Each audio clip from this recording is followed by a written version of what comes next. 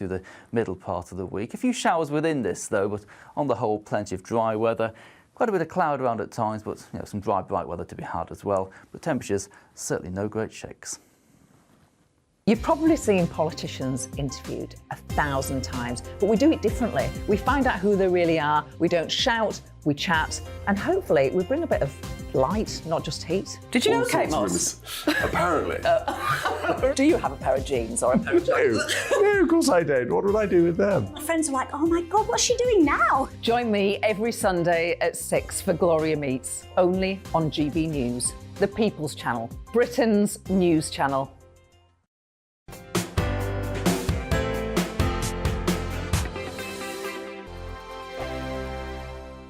Monday to Thursday nights on GB News. At 6, it's Dubes & Co. 7 o'clock, Farage. At 8, join Jacob Rees-Mogg. And at 9, Dan Wootton Tonight, followed by Headliners. On TV, radio and online. This is GB News. First and foremost, I am a GB News fan, and I was before I was working here. Just love the fact that we're asking the questions that a lot of establishment media won't ask. With a bit of a twist, we not only want to inform you, but we want to keep you entertained. It's worth the drive because you get in and the team's all ready and waiting, they're itching to go, and it's a proper little family. GB News is the People's Channel. It's the audience that makes the programme sing. We're giving our viewers and our listeners a voice. I see the thousands of your letters, tweets, emails, you name it, coming in. Britain is broken. How on earth did we get into this mess? But more importantly, how do we get out of it? The establishment had their chance. Now we're here to represent you. It's time for something different. It's time for GB News. I'm very patriotic. I believe in Britain. Our best days lie ahead. Britain's watching. Britain's watching. Join us here on GB News. The People's Channel. Britain's news channel. Join me, Patrick Christie's, Monday to Friday, 3 till 6. We tackle the day's news agenda like you've never seen before. It's high tempo, high octane, the most controversial topics, and the best guests. You will not be able to take your eyes and ears off it. I'm not afraid to ask the questions that you really want answered. 3 till 6 p.m, Monday to Friday on GB News, the People's Channel, Britain's news channel. GB News has its own late-night paper preview show, Headliners, where comedians take you through the next day's top news stories. You don't have to bother reading the newspaper, we've got it covered for you. Headliners, every night at 11 p.m, and repeated every morning at 5 a.m. We won't send you to sleep like some of the other paper review shows out there. GB News, the People's Channel, Britain's news channel. Start the day with GB News. We catch up on all the big stories you didn't hear the night before. And take a look at what the world's talking about this morning. That's right, Monday to Thursdays from 6 o'clock. It's Breakfast with Eamon and Isabel. Straight after breakfast, join us, Bev Turner and Andrew Pearce. We're going to take you through till noon. We'll be tackling the big topics of the day, including the things that the other channels just won't talk about. If it's happening here. Wake up to mornings on GB News, the People's Channel. Britain's news channel. I'm Jacob Rees-Mogg, the Member of Parliament for North East Somerset and a former government minister. For years, I've walked the corridors of power in both Westminster and the City of London. We need to have the arguments, the discussions on how we make it better. Crop failures, famine, war, suffering on a scale completely unimaginable. We are putting the cart before the horse. As Charles I said at the scaffold, he was the true defender of liberty. Yeah, I've completely derailed the conversation. Join me Monday to Thursday at 8 p.m. on GB News, Britain's news channel.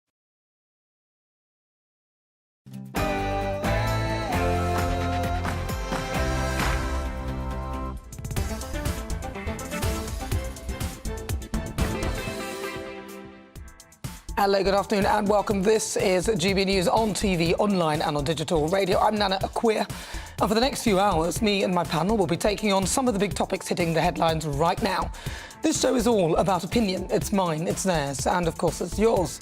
We'll be debating, discussing, and at times we will disagree, but no one will be cancelled. So joining me in the next hour, going head-to-head, is the leader of the Heritage Party, David Curtin, and also political commentator Matt Stadland. Then, between 4 and 6, author and broadcaster Christine Hamilton and broadcaster and journalist Danny Kelly will be live in the studio. But before we get started, let's get your latest news headlines.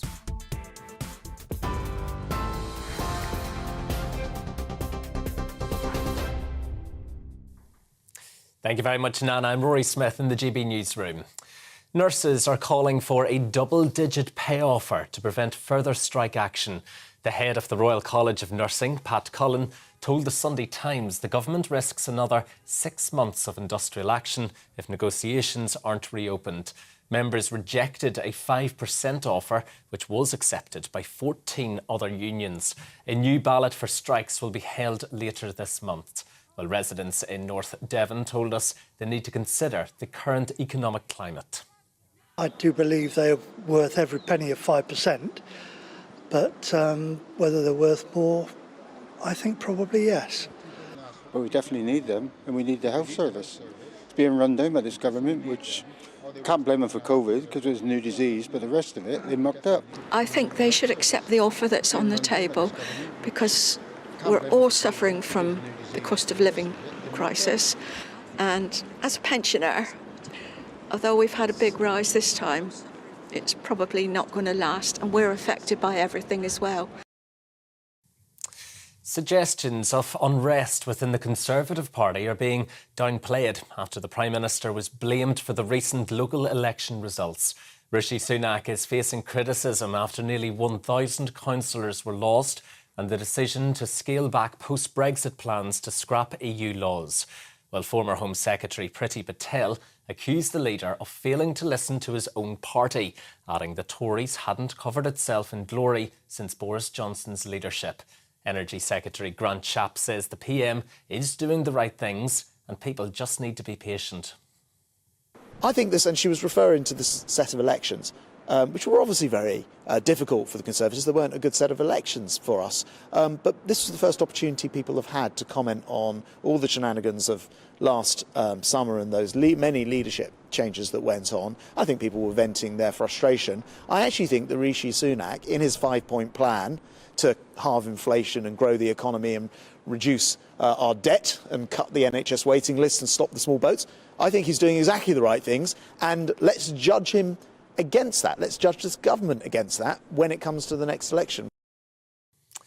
In other news, the Shadow Business Secretary has defended plans to give workers the right to switch off outside of working hours. Labour wants to restrict employers from contacting staff by phone or by email, saying workers should be able to disconnect from devices in their own time. Similar legislation is already in place in France. Well, Jonathan Reynolds told us it will promote productivity. I think we do want to see kind of employment laws that will protect family life, give people some time in order to do the other things that are important in life as well as work. I think that's been eroded very significantly in recent years. I think the labour market itself means that more people want flexibility in the workplace, but I'm absolutely confident in the aggregate platform we'll put forward is the one that will give people hope and optimism and turn this country round after 13 years of Conservative government. Meanwhile, the party says it has plans to create 80,000 new jobs in the car industry. Labour says it will part finance 8 factories to achieve its goal. It will also help power nearly 2 million electric vehicles. It says the proposal will see the West Midlands benefit from 28,000 jobs and 11,000 roles will be created in the northwest. Turkey is bracing itself for possible protests as a result of the presidential election. Voters are deciding whether or not President Erdogan, who's been in power for 20 years, should be re-elected. Well, opinion polls ahead of the ballot give his main rival, Kemal Kılıçdaroğlu, a slight lead. A clearer indication of the first round result is expected this evening. Russian missiles have hit the city of Ternopil, home to this year's Ukrainian Eurovision entry. They were fired as the pop group Tvorchi performed in Liverpool, with the State Emergency Service posting a video of a warehouse that was hit.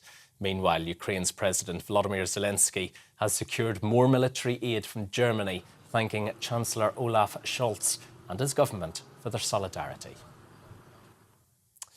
Merseyside Police has praised Eurovision fans for enjoying the event responsibly and safely.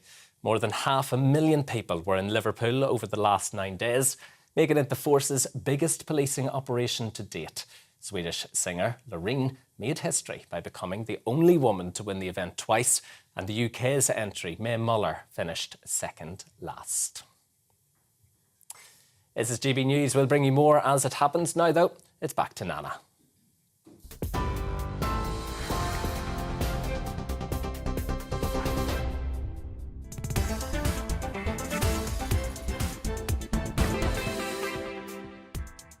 Good afternoon and welcome to GB News on TV, online and on digital radio. I'm Nana Akua and it's time for Head to Head.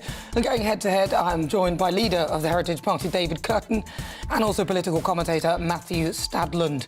Well, coming up is Sir Keir Starmer, excuse me, trying to rig the system and gain millions more votes. Now, the Labour leader is set to allow millions of EU citizens and 16 and 17-year-olds to vote if the party wins the next election. What do you make of this? Is he planning to rig it? And then on the way, an historic RAF base is set to turn into a migrant camp. RAF Scampton, where the Dam Buster Squadron was created, is now at risk of being converted into a camp for over 2,000 asylum seekers. Are we destroying our own history to facilitate and house migrants? Then, a Labour MP has suggested councils should introduce limits of 10 miles per hour near residential areas, despite the fact that some speedos on cars doesn't even start till 20. But at this point, are we better off walking than driving? And in another Tory civil war brewing, following the Conservative Democratic Organisation event yesterday, real Conservatives are talking about one man and one man only. Boris Johnson could return beyond the cards. And then stay tuned, because after coming second from bottom in this year's Eurovision, is it any surprise that we performed how we did? And when we heard May Muller, who openly said she hated Britain, she also said something about Boris Johnson and wished that he died during COVID, which is quite despicable. The competition was hosted in Liverpool, the city where many of the people identifying as Scouse, not English. That's coming up. We'll be discussing her and all of that in the next hour. As ever, tell me what you think on everything we're discussing. Email gbviews@gbnews.uk or tweet me at GBNews.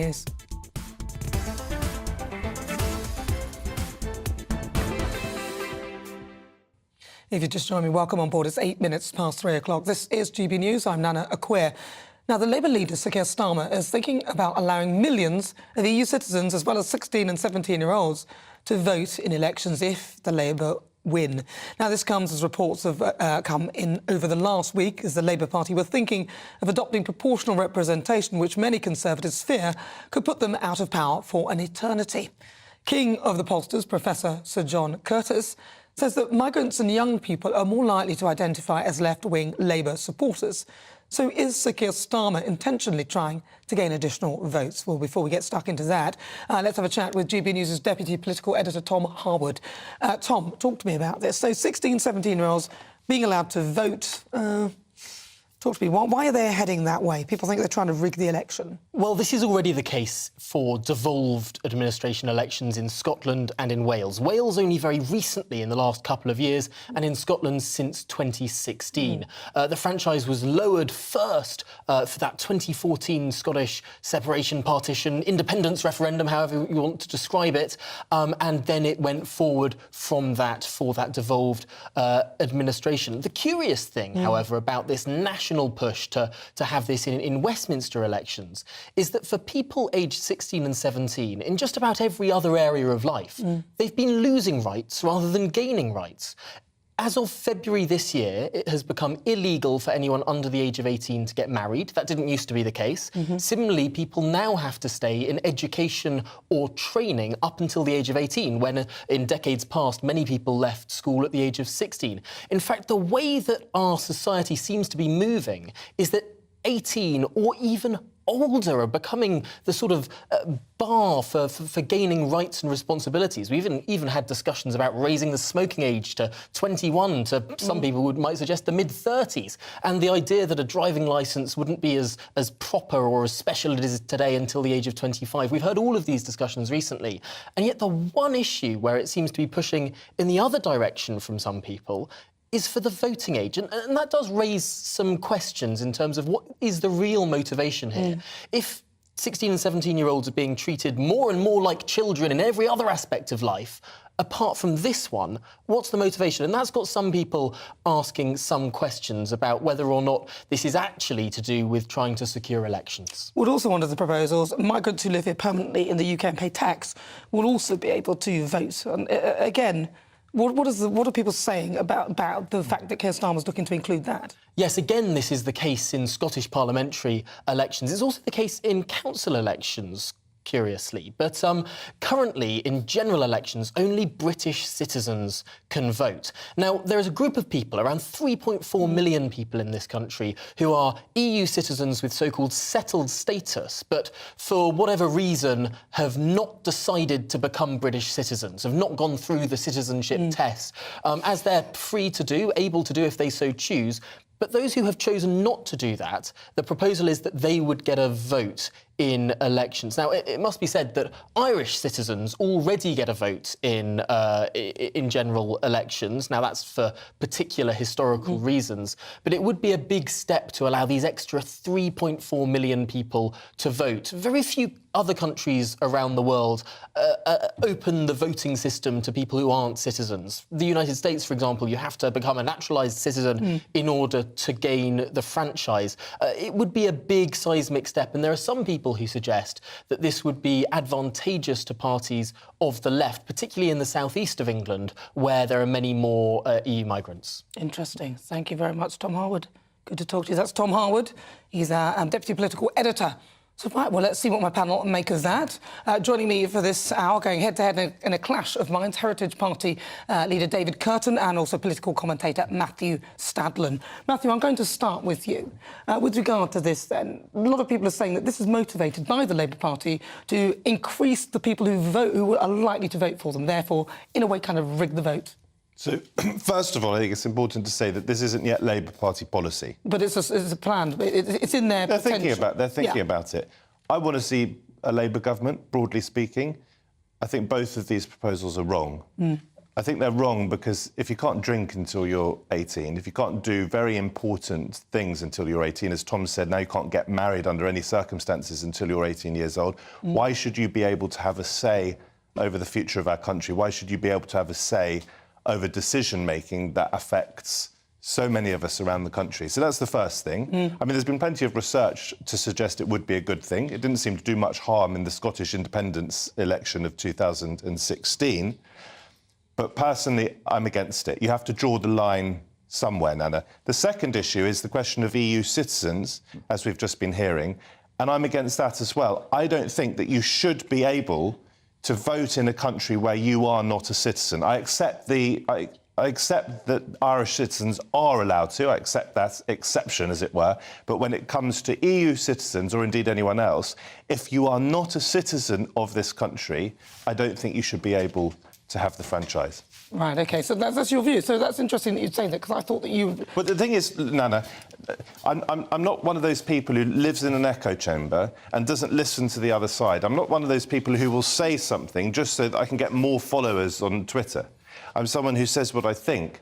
And although, as I say, I want to have a progressive government, I identify as sort of centre-left, when it comes to certain Labour policies, if I think they're wrong, I'll call them out. And I think one of the problems of society at the moment is that too many people say things to appeal or sometimes to appease their own side. Well, let's see what David thinks of that. David? I actually totally agree with Matthew, God. which is very surprising for the very first discussion. You know, and I'm on the other side in politics as well. But, you know, as you said, it's not official policy yet, but it looks like it will be. Well, yes. And it looks like it's going to be put in place for these only reasons, for the sole purpose of actually gaining a lot more votes and a lot more vote share for Labour and their sort of allies in the progressive left. The Lib Dems and the Green Party would also benefit from that. And what they might be looking at in the future is having a permanent coalition between those three parties and the SNP as well. You know, that would be awful. But, you know, on those two particular specific points, yeah, for the 16 and 17-year-olds, they shouldn't be allowed to vote. You've got to have the line somewhere, and 18 is a good place to have it, because that's the age at which they become officially adults. You know, children officially become adults. A lot of them leave home, go to university, get a job, and so on. So it's a good point. Shouldn't be lowered. I also think, as well, with the question of EU citizens, they shouldn't have the vote, especially in national elections, when British citizens don't have the vote in EU countries. We did have the vote in local elections, British, before we left the EU. They were supposed to leave that in place, but not many people know there was a court judgment by the European Court of Justice last year, where the French government and a British citizen had a court case because they said the British citizen couldn't vote in a French local election.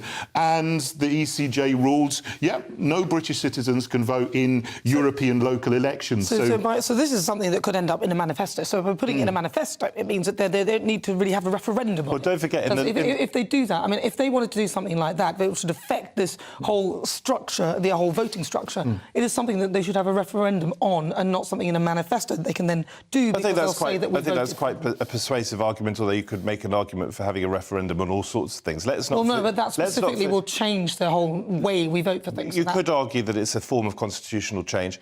Don't forget, under Jeremy Corbyn's leadership of the Labour Party, and I certainly didn't support Labour under Corbyn's leadership, this was in their manifesto, or part of it at least was in their manifesto, that 16 and 17-year-olds would be given the vote. No, that's why so many young people seemed to cleave to Jeremy Corbyn, you know, all the songs that we hear, oh, Jeremy Corbyn, that sort of stuff. He was able to energise the youth movement. Now, there is an argument, and I'll just make the argument against myself, given that we agree, there is an argument that by giving 16 and 17-year-olds the vote, you engage younger people at an earlier age in politics. There's an argument to suggest that a lot of 16 and 17-year-olds are actually far more politically engaged than people who are 18, 19, 20. Look at the research. They might be, but look at the research. You said it might be, but don't be dismissive, because let's have a proper conversation about it. Let me give you the reasoning why. Because I used to lecture in schools. I've been doing it for the last 8 years. I've only just stopped doing it. And the amount we would talk politics, and I'd discuss, you know, what the parties and what people would vote for and why they'd vote for it. And the majority of those children would vote the way their parents vote. It really had nothing to do with any of the policies at all. They were more swayed by what their parents think as to that. And I don't think that they're equipped to make decisions like that. I know that people will say, oh, well, you know, we're old enough to... But at that age, for me, at 16 or 17... I probably would have done what my parents would have done. And that's my worry. Why would you start at 18? You have to start somewhere, don't you? Why would you put it at 18? Why would you not raise it to 20 or 21 or 22 or maybe 30? It used to be 21, didn't it? Then it was lowered to 18. But I think that's where we need to stop it. Because they're children up to 18. And how far do you go? You go to 16, and then do you go to 14, and then do you go to 11? You know, it's never ending, isn't it? And especially with the sort of push for, you know, children's rights, which is going on. Oh, my goodness. You know, that's a whole other topic. We have to accept, just very quickly, Nana, we do have to accept that there will be lots and lots and lots of 16 and 17-year-olds who are much more interested in politics than lots and lots of 18 and 19-year-olds. That's great, but I think they should wait till they're 18. You're with me, I'm Nana Akua. This is GB News on TV, online and on digital radio. What are your thoughts? Get in touch. Still, though, on the way, plans to turn an historic RAF base into a migrant camp. They've attracted criticism, so are we destroying our own history to facilitate and house migrants? Get in touch, gbviews at gbnews.uk, or tweet me at GBNews. That's on the way next. It's all about family, being in people's living rooms, all the interaction and getting to know who our viewers and listeners are. When I was young, my dad used to say, Nana, stop arguing. I wanted an outlet that would enable me to give my opinion. People are going through a really hard time right now, and I know that you don't feel like you're being listened to by the establishment. I came to GB News because it's the People's Channel, and I want the audience to have their say on the events of the day. We're dynamic. We do something different. Democracy shows that the wisdom of the nation is in its people. I get to travel to find out what the story is from a personal perspective. The British people aren't fools. We know when we're not being told the full story. We've got to work out how Britain moves forward from this. It's the best country in the world. The establishment had their chance. Now we're here to represent your views. Britain's watching. Britain's watching. Britain's watching. We're proud to be GB News. The People's Channel. Britain's news channel. So Jubes and Co, we tackle the issues of the day with real, robust debate. Both sides of the fence, battling it out with me in the middle with my forthright opinions and views. And often really interesting things happen because you start with a position and then by the end of the debate you find actually, well, I might not have thought about that one. What we need in this country is 2 new political parties. You should maybe think about doing a 2024 calendar. I'm Michelle Dewberry and I'm keeping you company right through until 7 o'clock this evening. GB News, the People's Channel, Britain's watching. Join us every night on GB News at 11 p.m. for Headliners, which is 3 top comedians going through the next day's news stories, which is exactly what you need, because when the establishment has gone crazy, you need some craziness to make sense of it. So join us 11 p.m. every night on GB News, the People's Channel, Britain's news channel. Join me, Camilla Tominey, on Sunday mornings from 9:30, taking the politicians to task and breaking out of SW1 to see how their decisions are affecting you across the UK. Bursting the Westminster bubble every Sunday morning, only on GB News, the People's Channel. Britain's watching. I'm Andrew Doyle. Join me at 7 o'clock every Sunday night for Free Speech Nation, the show where I tackle the week's biggest stories in politics and current affairs with the help of my 2 comedian panellists and a variety of special guests. Free Speech Nation, Sunday nights from 7 on GB News, the People's Channel, Britain's news channel. I'm Mark White. As GB News Home and Security Editor, I cover those key issues that are so important to you. Our authorities, our communities doing all they can to combat violent crime. With the public services under unbearable strain, why are we still failing to control our borders? Defence, the first priority of any government, has been continually hollowed out. Can we trust our politicians to protect the armed forces? Join me, Mark White, on GB News.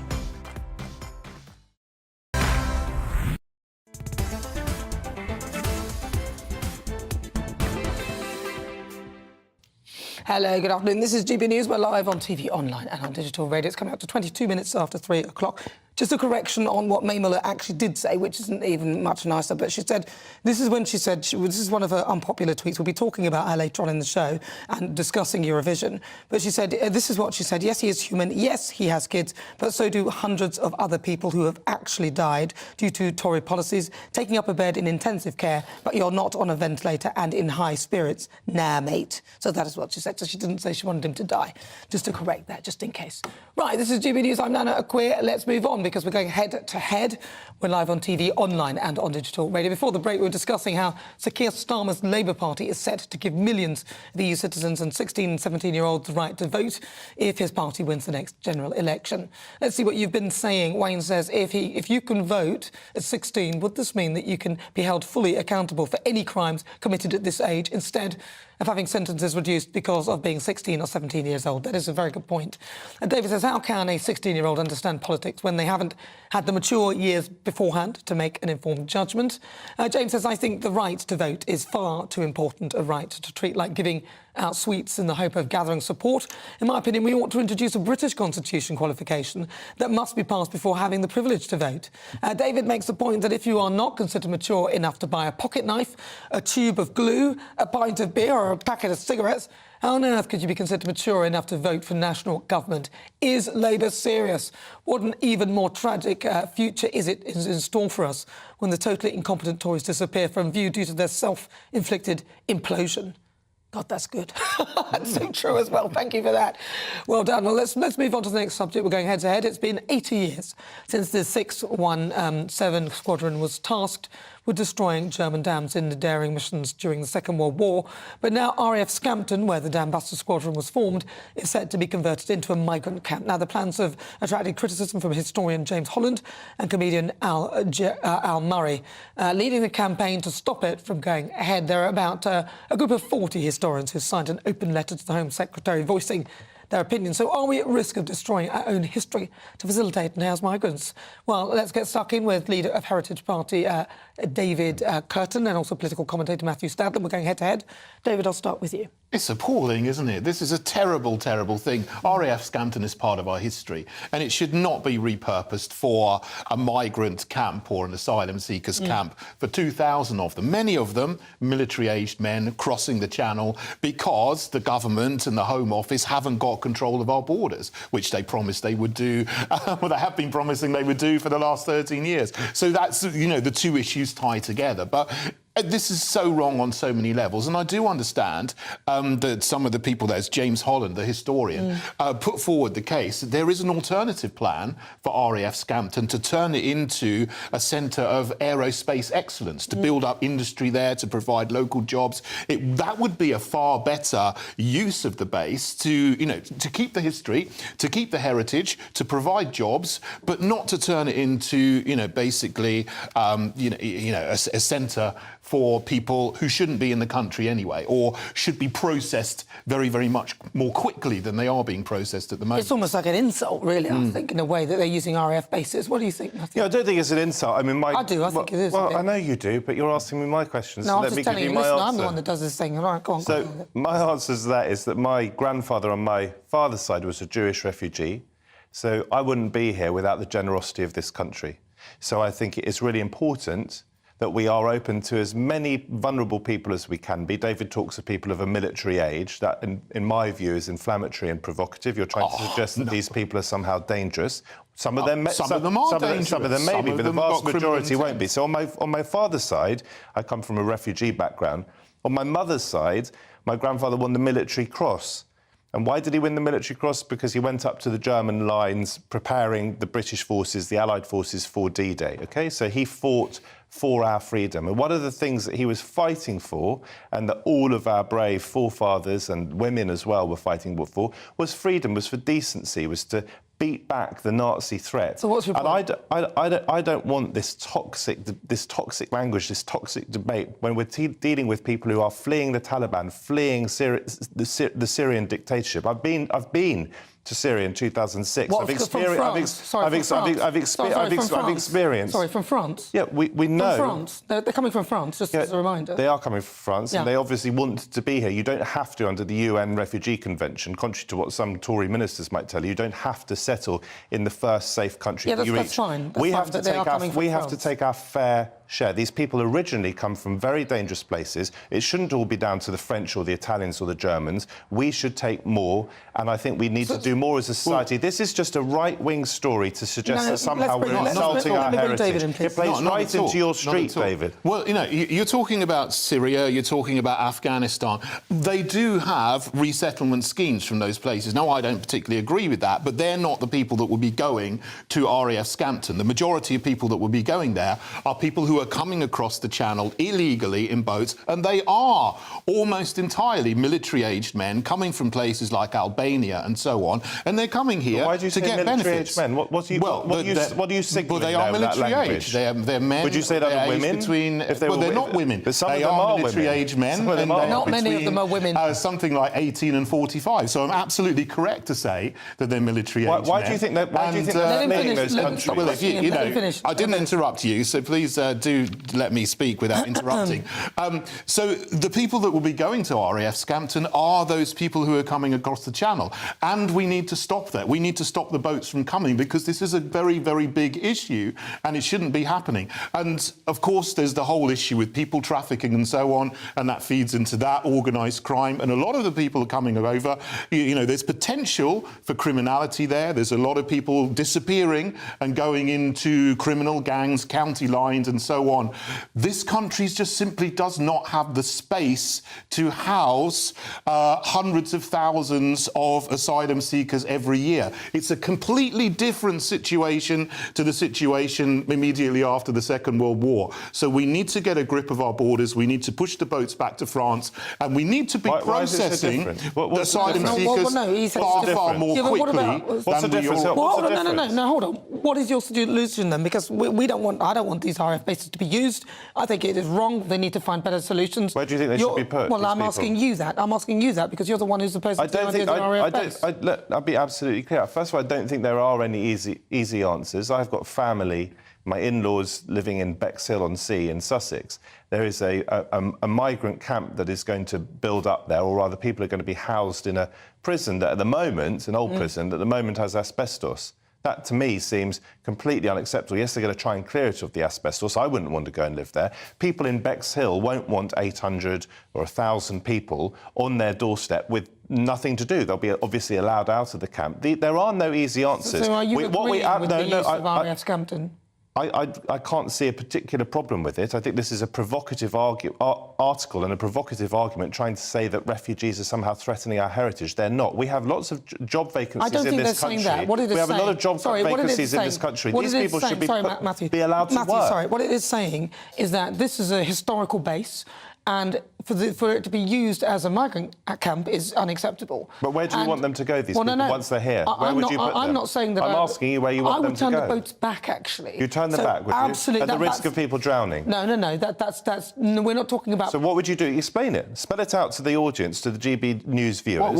Many of whom will have compassion. What do you do to these people? Are you prepared to drown these people? So would you sink the boats? So let me get this straight. So from me saying that you'd turn the boats back, you've managed to turn it into some sort of emotional argument about me. Death, let me finish. That I'm now going to kill people and drown. That's ridiculous. So what would you do? That's ridiculous. I've just explained. Explain it to me. When you turn them back, what happens if they drown once you've turned them back? They're not going to drown. Why not? Or you could put them on board your own boat. Can I finish, please? If you're asking me a question, I expect you to respect the fact that I need to answer it. I feel the same. Yes. So if you ask me questions, you don't let me. Well, exactly. So you should be the host, and you should have the good grace to allow me to answer your questions. Let me finish.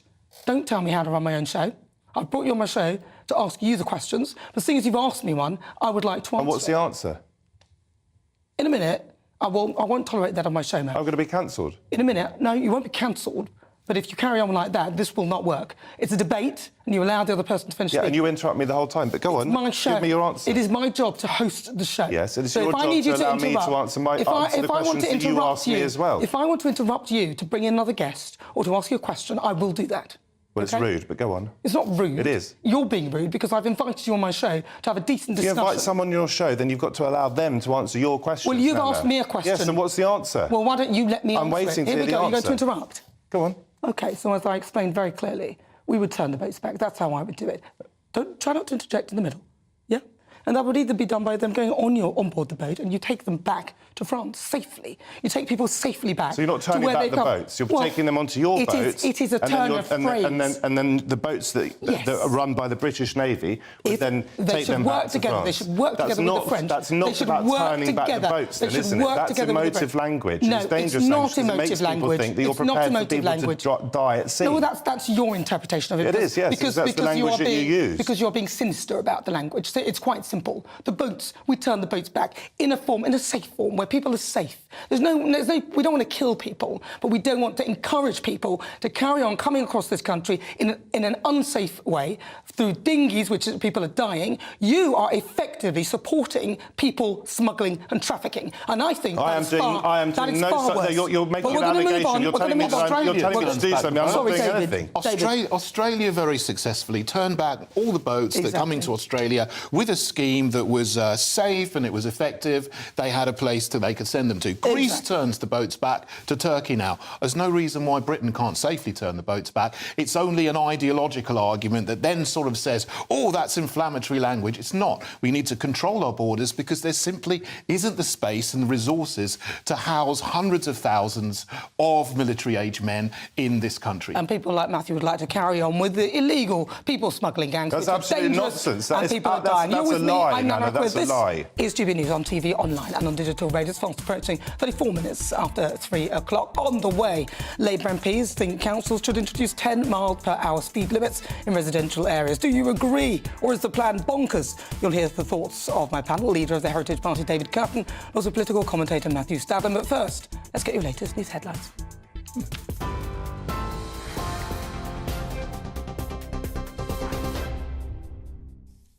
Nana, thank you very much and good afternoon. This is the latest from the GB Newsroom.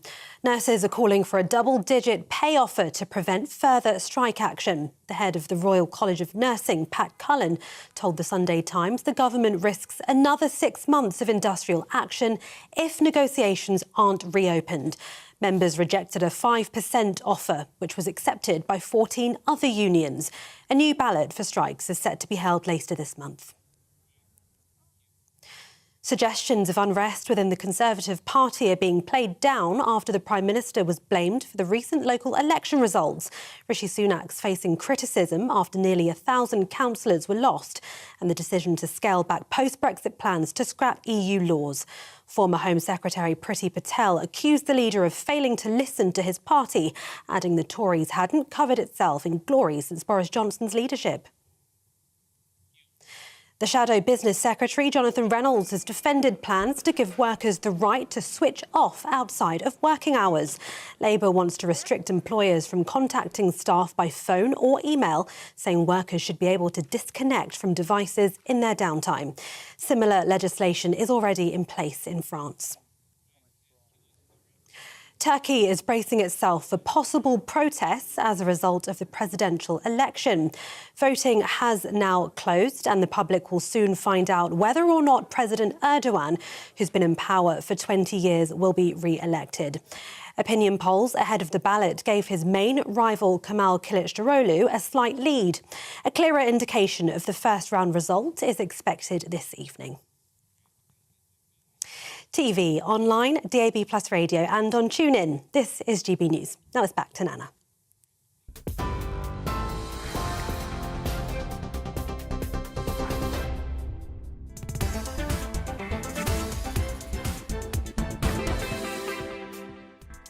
At 36 minutes after 3 o'clock, this is GB News. On the way, at 4 o'clock, it's my monologue. Now I'll be talking about how a teacher in Nottingham was sacked for refusing to use an 8-year-old's preferred pronouns. You won't want to miss that.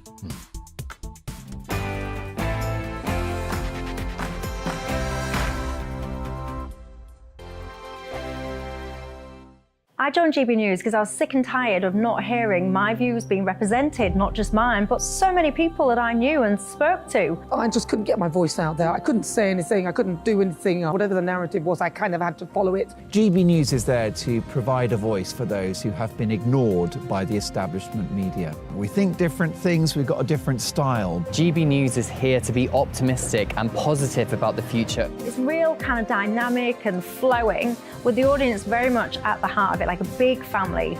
Here at GB News, we talk about the things that matter to you. Hearing the voices from right across our towns and cities, especially our towns. All sides of the argument represented with a heavy dose of opinion. We're on a mission here to make a difference. And the GB News family really is here for you, and whatever time of day you can watch or listen. Britain's watching. Britain's watching. We're proud to be GB News. The People's Channel. Britain's news channel. Westminster is going around in ever-decreasing circles, followed by the media. Britain is broken. How on earth did we get into this mess? But more importantly, how do we get out of it? Join me at 7 p.m, Mondays to Thursdays on Farage. Here on GB News, we will have open, rational debate. We've got to work out how Britain moves forward from this. Join us here on GB News, the People's Channel. Britain is watching. You've probably seen politicians interviewed 1,000 times, but we do it differently. We find out who they really are, we don't shout, we chat, and hopefully we bring a bit of light, not just heat. Did you know Kate Moss? Apparently. Do you have a pair of jeans or a pair of jeans? No, of course I don't. What would I do with them? My friends are like, oh my God, what's she doing now? Join me every Sunday at 6 for Gloria Meets, only on GB News, the People's Channel, Britain's news channel. I'm Simon Evans. Join me on GB News for Headliners at 11 p.m. What's the scoop? I'll be joined by two of the country's top comedians. That's right. As we take a look at tomorrow's newspapers tonight. We're going to get into trouble. If it's a big story, we'll be covering it. Spill some tea on him. There we go. But we'll also have some fun. I wouldn't stick up a bank. My father didn't love me. So anyway. Headliners every night from 11 on GB News, the People's Channel, Britain's news channel. Monday to Thursday, 9 p.m. till 11 p.m. Join me, Dan Wootton. I'll bring you the sharpest takes and hottest debates. Do you not believe in prison? I don't believe in prisons. I'm completely stunned. I guarantee you there'll be no spin, no bias, no censorship. I actually was personally quite offended by it. And no reason to go to bed. So I guess they've always been quite woke. That's Dan Wootton tonight on TV, radio and online. Monday to Thursday from 9 p.m. till 11 p.m. on GB News. The People's Channel, Britain's news channel.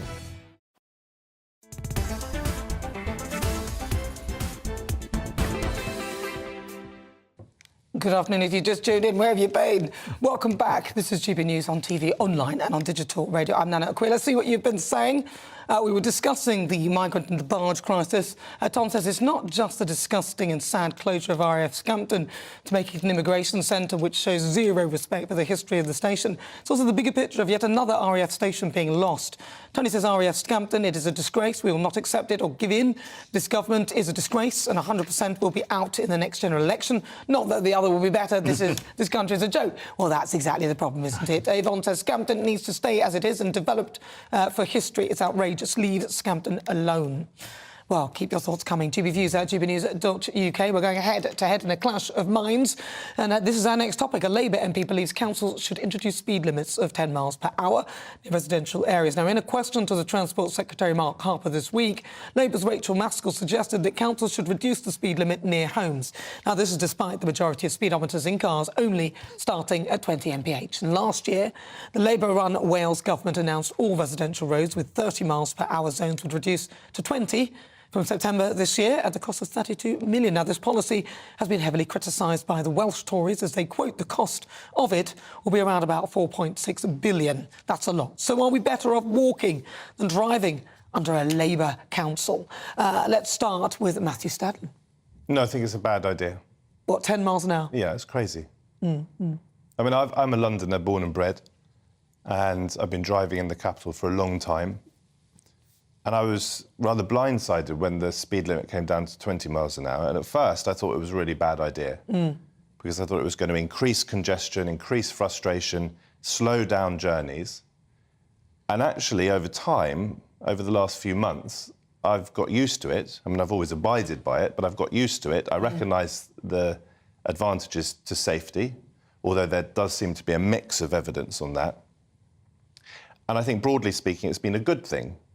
I think there are some really poor decisions made in London. So, for example, increasing cycle lanes in areas where that means that congestion builds up because you reduce 2 lanes to 1. And in the end, to my mind, you know, this seems common sense to me, maybe the evidence will suggest otherwise, that means that people who are walking along the street will inhale more fumes because the traffic has built up. 10 miles an hour just seems ridiculous. I'm not sure you can get anywhere. I think I can walk faster. Right. What do you think, David? Not even the cyclists want it. I think they actually have introduced a 10-mile-per-hour limit in one road in Richmond Park. I mean, it's a park. It's not a residential area. But, I mean, that's absolutely crazy. The cyclists go more than 10 miles an hour. So, you know, this is just another part of the war on motorists, isn't it? To make life difficult for people who need to use a vehicle. Like Matthew says, they're reducing road space for cycle lanes. They're putting in low traffic neighbourhoods, 15-minute cities, all these kind of things.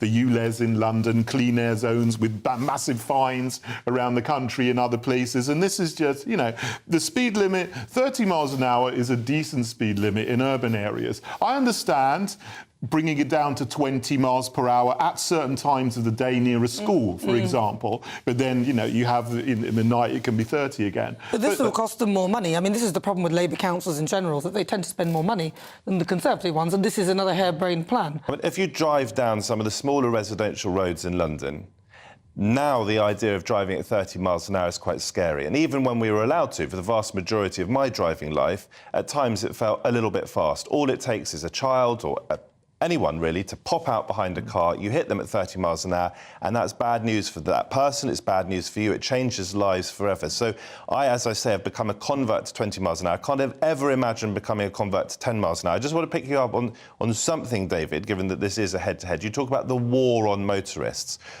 Oh, there is a war on motorists at the moment, trying to make life very difficult. I say this as a driver, OK? So I enjoy the use of my car, enjoy the freedom it brings. But the fact is, we are facing a climate catastrophe, and all of us are going to have to change. There is no climate emergency. All of us are going to have to change.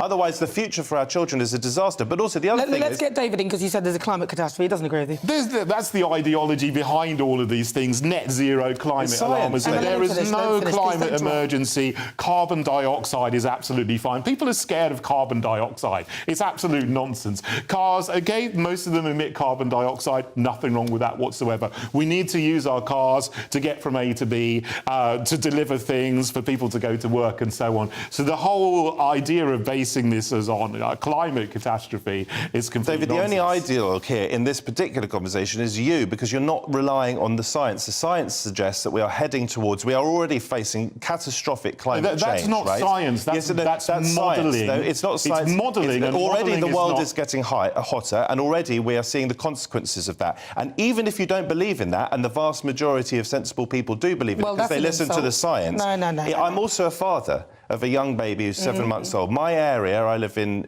Notting Hill, my area of London is incredibly polluted. I am one of the polluters, I accept that. I'm saying we all have to change, that includes me. When I walk down the street, I can smell it, I can feel it in my lungs, and I worry that's what that does to my son. We are going to have to change, and like it or not, petrol is being phased out. Let's bring David. Well, petrol and diesel shouldn't be phased out. I mean, this is one of the terrible things that the Conservative government wants to do. Well, they all want to do it. They all want to do it. We can't get out of that one, right? Well, let's move on to the Conservative Party, because they're now mounting pressure upon Prime Minister Rishi Sunak following the Tories' latest dismal electoral results. Now, this comes as the former Home Secretary Priti Patel criticised the leadership during the Conservative Democratic Organisation event, a conference for the so-called real Conservatives. Now, during this event, one name kept being named, and it was, of course, the former Prime Minister Boris Johnson. So following poor local election results and the failure to please all the ideologies of the party, as well as the pressure on dealing with the migrant crisis, is Boris's return actually on the cards? Start with you, David. Should he come back? I don't think he should come back. I would get rid of the whole lot of them. You know, I mean, I'm the leader of the Heritage Party. What I see is the Conservatives, Labour, Lib Dem, Greens. There isn't much difference between any of them at the moment. They're all woke to one degree or another. They all buy into this climate alarmism nonsense and the net zero policies, which are decimating our energy supply and also perpetuating the war on motorists and so on. And obviously, he's push the war on Ukraine. You might have different opinions on that, but I think we should have been de-escalating there rather than getting into a conflagration. Well, how would you do that? I mean, we just don't send money and weapons to Zelensky and then try to negotiate, get around the table. This is something that should never have happened in the first place. And the thing is, by continuing this, Ukrainians are being slaughtered, Russians are being slaughtered. We need to try and end this. But I mean, that's a side issue. Back to the Conservative Party. I mean, Boris Johnson, he won on the basis of 3 words: get Brexit done. But he didn't do it properly. And well, he didn't say properly. Yeah. That'll be the 4th word. And he had an 80-seat majority, and he's just blown it. Well, they blew it. The party within themselves blew it because they had it and they squandered it. What do you think?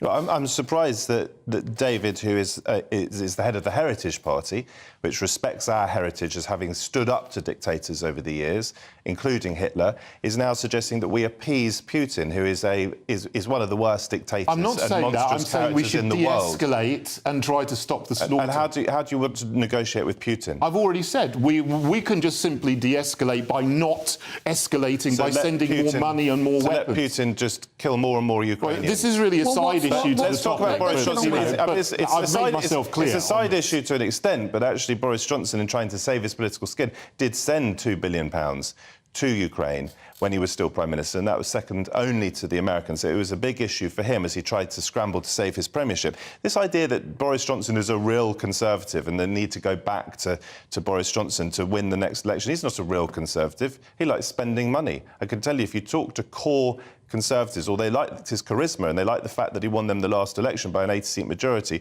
they don't think he's a real Conservative. The next election is up for grabs. We don't know what's going to happen. I suspect, and Keir Starmer's not perfect. One of the problems with Corbyn's leadership was that it was a bit of a cult. People loved the man, they adored the man. He could do no wrong. I think Starmer can do wrong. I hope that I'm a sensible political analyst and political commentator, broadly speaking, wants to see the end of this Conservative government, very much wants to see a Labour government, but he does make mistakes, and we need to hold power to account, and that includes the leader of the opposition. Interesting stuff. Well, I would like to see... I don't know what to do with them. I think they're all useless. There's not much in it, really, to be honest. But Boris's return, is that right? Do you think that should be on the cards? Let's see what you think. gbviews@gbnews.uk, or tweet me at GBNews if you just tuned in. This, of course, is Head to Head. Joining me this afternoon is, of course, David Curtin. He's the leader of the Head to Head, the Heritage Party, and also Matthew Stadlen. Right, so we were talking about all of this stuff. Last up on there, did you watch Eurovision last night? It was, of course, the finale, and the UK finished a very disappointing second from last. Actually, I'm surprised we didn't come last, but at least we beat the Germans, that's what people are saying. But is there any surprise that we performed how we did when, of course, May Muller, representing us, openly said that she hated Britain? Let's come to you, Matt Stadler. I have to admit, scorn me if you will, I did not watch Eurovision. It's not my thing. I was on stage at Richmond Theatre interviewing one of our great actresses, Juliet Stevenson. I think it is unbelievably tacky. I think British pop music is some of the very, very best in the world. So the idea that we get excited by a competition that we always lose and often get null point seems to me slightly absurd. It seems to be kicking ourselves when we don't need to, because some of our music is the very best in the world. We can rival the Americans, and yet we always lose Eurovision, so what's the point? David? I must admit, I tried to watch it, but I couldn't. It was so terrible, it was so woke, and it was also quite dark, you know. I remember, I used to watch it 20 years ago. I think the last time we won was a Katrina and the Waves, wasn't it? And they had a really positive song, Sun Street or whatever. It's really very nice. But, I mean, now you've got this British contestant who doesn't even seem to like the country. I mean, so there's no need to watch it for our contestant, who's not particularly representing what I would like to see for this country. But, I mean, I just tried to watch some of the acts, and it was just, you know, just appalling. David, I didn't like it. Given that we're head-to-head, you keep using, throughout this hour, the word woke, and that goes unchallenged. What does woke mean to you? Well, I mean, it's a word that people have just started to use since about 2019. You could use the word politically correct, or you could use cultural Marxist, which is the ideology behind wokery. But what does it mean to you, woke? Well, cultural Marxist. Give us an example. Well, no, what does it mean to you? What does woke mean to you? To me, as I understand, look, you don't want to go over the top and try and police everyone the whole time. That's not how I live my life and my daily life, absolutely. But woke, basically, to my mind, means standing up for people's rights, often the rights of minorities. I'm half Jewish, you have mixed heritage, you're a black woman. If the word woke means standing up for our interests to make sure that we live in a fair society where we are judged not on the colour of our skin or our ethnic background. Well, you just said I'm a black woman, this and that. You shouldn't even I'm not be talking judging you about on that. that. I'm saying we shouldn't be... Because I'm saying in the past, the word woke could have been applied to people who would say that people like us should have equal rights to everybody else. And so I'm saying let's continue to extend those rights to people that you might seek to marginalise. And I'm thinking here of trans people. Now, there is a legitimate... let me just finish the point, because otherwise what's the point of having me on the show? Well, you want to go head-to-head. I was speaking and you said, and brought that point fair in. enough. I'll listen to you, but when I come back, do let me speak as well. I apologise for interrupting you earlier. I wanted to generate a bit of feistiness and a bit of fun. I would just say this. There is a legitimate and important conversation perhaps to be had about the line between women's rights and trans rights. I absolutely get that. Women's rights are hard won. The idea that someone with a penis is a woman, I don't buy it, right? That doesn't mean to say... But we're all getting caught up in this. That doesn't mean to say that people who choose to identify as women shouldn't be given respect, should not be mocked, and should be given certain rights. Yeah, but nobody said that. And only when they clash with women's rights is there a conversation to be had. Sorry, I'm going to stop you. Listen, nobody's saying that people who identify as a woman, if they are a man, don't deserve respect. Everyone deserves respect. We respect that. But the point is that they're not women. That's as simple as that, David. That's just the bottom line. They're not women. Absolutely. You know, a man is a man, a male is a male, a male is not a female. I don't want to change my language and lie about it. Yeah, right. You're required to affirm a delusion. Yeah, I'm not going to do that. But you asked me what woke is. Now, the thing is, we live in a fantastic society that's open, free, fair. We have equal opportunities. But wokery is essentially a collection of narratives that says, even though our society is, in reality, fair and equal and good, that it's systemically racist, misogynistic, homophobic, transphobic, Islamophobic, and whatever other phobia or anti-this or anti-that you can think of. And this comes through very, very much in the Eurovision Song Contest. You have people with their art pushing the narrative of transgenderism, pushing the narrative that women are oppressed, trans people are oppressed, LGBTs are oppressed, there's systemic racism and all this. And this comes through in the songs. And that's what I don't like about it. Let Eurovision Song Contest just be happy about representing the cultures of the country, not about representing these woke narratives. To respond to that, I am very proud to be British, right? And Every time England play rugby, football, cricket, I stand up and put my hand on my heart to sing the national anthem. Let's get that absolutely clear. I am proud of our country. I also think our country is less racist, is less prejudiced than possibly every other country on the planet. That doesn't mean to say that we don't still have big problems with racism. It doesn't mean to say we don't have problems with misogyny and sex. I've been on a show with Nana where one of the guests called her my dear. Alistair Campbell, someone you might think I'd agree with. Sometimes I do. That's just a bit of banter, he called isn't it, no, it's not really? banter. Ask Nana that. Ask Nana. It's not banter. It's patronising and sexist. Alistair Campbell said my dear on the... Making a mountain out of a molehill, rabbit. No, it's not. Listen, I'm fine. I can handle myself, actually. And you did. And I handled myself. I wasn't having it. I did. called him patronising. I wasn't having it. But the question you've been asked, could you focus on that? I'm answering the question. I believe that we still have big problems with racism in this country. I believe that we still have big problems with misogyny. I think we have a lot of transphobia, which goes way beyond serious questions about where the line should be drawn between women's rights and trans rights. Of course, we've got to protect women's rights. I don't believe we live in a woke country. I don't believe we live in a woke country. I don't buy that. I believe this is a cultural war distracted by people who don't believe the science of climate change and say that there's a war on cars. That is ideology. Let's use the science. OK, so let's stop with that, because actually I don't buy that. I think that the so-called culture wars are very, very relevant, and especially as a woman. So as a woman, when somebody is literally taking away my right and identifying as a woman when they are not a woman, which could risk my safety in many women's spaces, I think that is important. That's not a cultural war. Where should trans women go to the limit? I'm not talking about that. What are you talking about then? Well, what I'm talking about is the whole thing of identifying somebody who's trans as a woman when they're actually a man. So should trans people not allowed to be trans women? Should people they not can be trans women. They're not women. They're just not women. They're not women. We're not talking about... They're trans women. That's men. They're not. That's offensive and that's rude. Why is that offensive? Well, let me answer the question to be very clear. You're getting offended by reality. I'm happy to be woke. I'm talking, you want science, I'm telling you science. And you're getting offended by science. Because I'm not denying...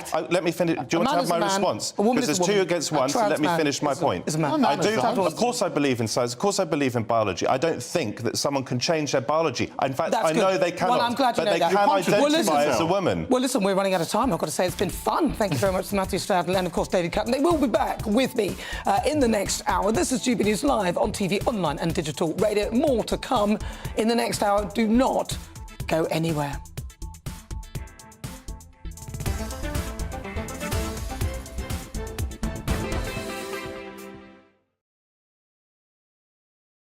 Monday to Thursday nights on GB News. At 6, it's Dubes & Co. 7 o'clock, Farage. At 8, join Jacob Rees-Mogg. And at 9, Dan Wootton Tonight, followed by Headliners. On TV, radio and online. This is GB News.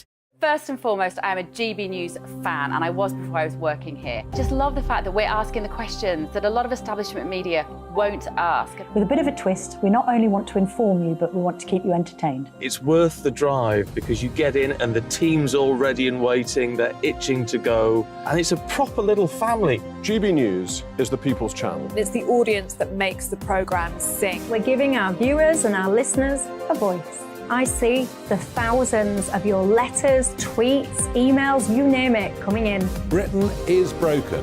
How on earth did we get into this mess? But more importantly, how do we get out of it? The establishment had their chance. Now we're here to represent you. It's time for something different. It's time for GB News. I'm very patriotic. I believe in Britain. Our best days lie ahead. Britain's watching. Britain's watching. Join us here on GB News. The People's Channel. Britain's news channel. Join me, Patrick Christie's, Monday to Friday, 3 till 6. We tackle the day's news agenda like you've never seen before. It's high tempo, high octane, the most controversial topics, and the best guests. You will not be able to take your eyes and ears off it. I'm not afraid to ask the questions that you really want answered. 3 till 6 p.m, Monday to Friday on GB News, the People's Channel, Britain's news channel. GB News has its own late-night paper preview show, Headliners, where comedians take you through the next day's top news stories. You don't have to bother reading the newspaper, we've got it covered for you. Headliners, every night at 11 p.m, and repeated every morning at 5 a.m. We won't send you to sleep like some of the other paper review shows out there. GB News, the People's Channel, Britain's news channel. Start the day with GB News. We catch up on all the big stories you didn't hear the night before. And take a look at what the world's talking about this morning. That's right, Monday to Thursdays from 6 o'clock. It's Breakfast with Eamon and Isabel. Straight after breakfast, join us, Bev Turner and Andrew Pearce. We're going to take you through till noon. We'll be tackling the big topics of the day, including the things that the other channels just won't talk about. If it's happening here. Wake up to mornings on GB News, the People's Channel. Britain's news channel. I'm Jacob Rees-Mogg, the Member of Parliament for North East Somerset and a former government minister. For years, I've walked the corridors of power in both Westminster and the City of London. We need to have the arguments, the discussions on how we make it better. Crop failures, famine, war, suffering on a scale completely unimaginable. We are putting the cart before the horse. As Charles I said at the scaffold, he was the true defender of liberty. Yeah, I've completely derailed the conversation. Join me Monday to Thursday at 8 p.m. on GB News, Britain's news channel.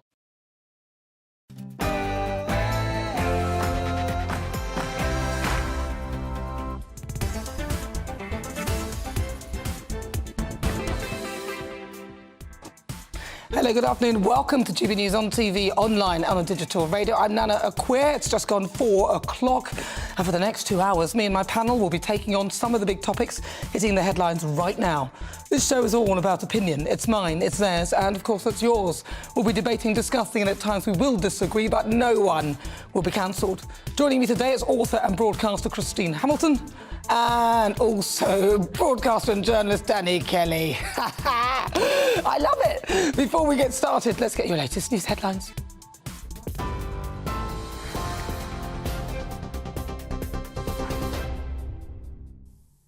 Nana, thank you very much and good afternoon. It's 4 o'clock. This is the latest from the GB Newsroom. Nurses are calling for a double-digit pay offer to prevent further strike action. The head of the Royal College of Nursing, Pat Cullen, told the Sunday Times the government risks another 6 months of industrial action if negotiations aren't reopened. Members rejected a 5% offer, which was accepted by 14 other unions. A new ballot for strikes will be held later this month. Residents in North Devon told GB News they need to consider the current economic climate. I do believe they are worth every penny of 5%, but whether they're worth more, I think probably yes. Well, we definitely need them, and we need the health service. It's being run down by this government, which can't blame them for COVID because it's a new disease, but the rest of it, they mucked up. I think they should accept the offer that's on the table because we're all suffering from the cost of living crisis. And as a pensioner, although we've had a big rise this time, it's probably not going to last, and we're affected by everything as well. Suggestions of unrest within the Conservative Party are being downplayed after the Prime Minister was blamed for the local recent election results. Rishi Sunak is facing criticism after nearly 1,000 councillors were lost and the decision to scale back post-Brexit plans to scrap EU laws. Former Home Secretary Priti Patel accused the leader of failing to listen to his party, adding the Tories hadn't covered itself in glory since Boris Johnson's leadership. Energy Secretary Grant Shapps says the Prime Minister is doing the right things and people need to be patient. I think this, and she was referring to this set of elections, which were obviously very difficult for the Conservatives. There weren't a good set of elections for us. But this was the first opportunity people have had to comment on all the shenanigans of last summer and those many leadership changes that went on. I think people were venting their frustration. I actually think that Rishi Sunak, in his 5-point plan to halve inflation and grow the economy and reduce our debt and cut the NHS waiting list and stop the small boats, I think he's doing exactly the right things. And let's judge him against that. Let's judge this government against that when it comes to the next election. The Shadow Business Secretary has defended plans to give workers the right to switch off outside of working hours. Labour wants to restrict employers from contacting staff by phone or email, saying workers should be able to disconnect from devices in their downtime. Similar legislation is already in place in France. Jonathan Reynolds told GB News it'll promote productivity. I think we do want to see kind of employment laws that will protect family life, give people some time in order to do the other things that are important in life as well as work. I think that's been eroded very significantly in recent years. I think the labour market itself means that more people want flexibility in the workplace, but I'm absolutely confident in the aggregate platform we'll put forward is the one that will give people hope and optimism and turn this country round after 13 years of Conservative government. Meanwhile, the party says it has plans to create 80,000 new jobs in the car industry. Labour says it will part finance 8 factories to achieve its goal. It'll also help power nearly 2 million electric vehicles. It says the proposal will see the West Midlands benefit from 28,000 jobs and 11,000 roles will be created in the North West. Well, counting is underway in Turkey to establish who will be the country's next president. Voters have been deciding on whether President Erdogan, who's been in power for 20 years, should be re-elected. Opinion polls ahead of the ballot gave his main rival, Kemal Kılıçdaroğlu, a slight lead. A clearer indication of the first round result is expected this evening. This is GB News. We'll bring you more news as it happens. Now it's back to Nana.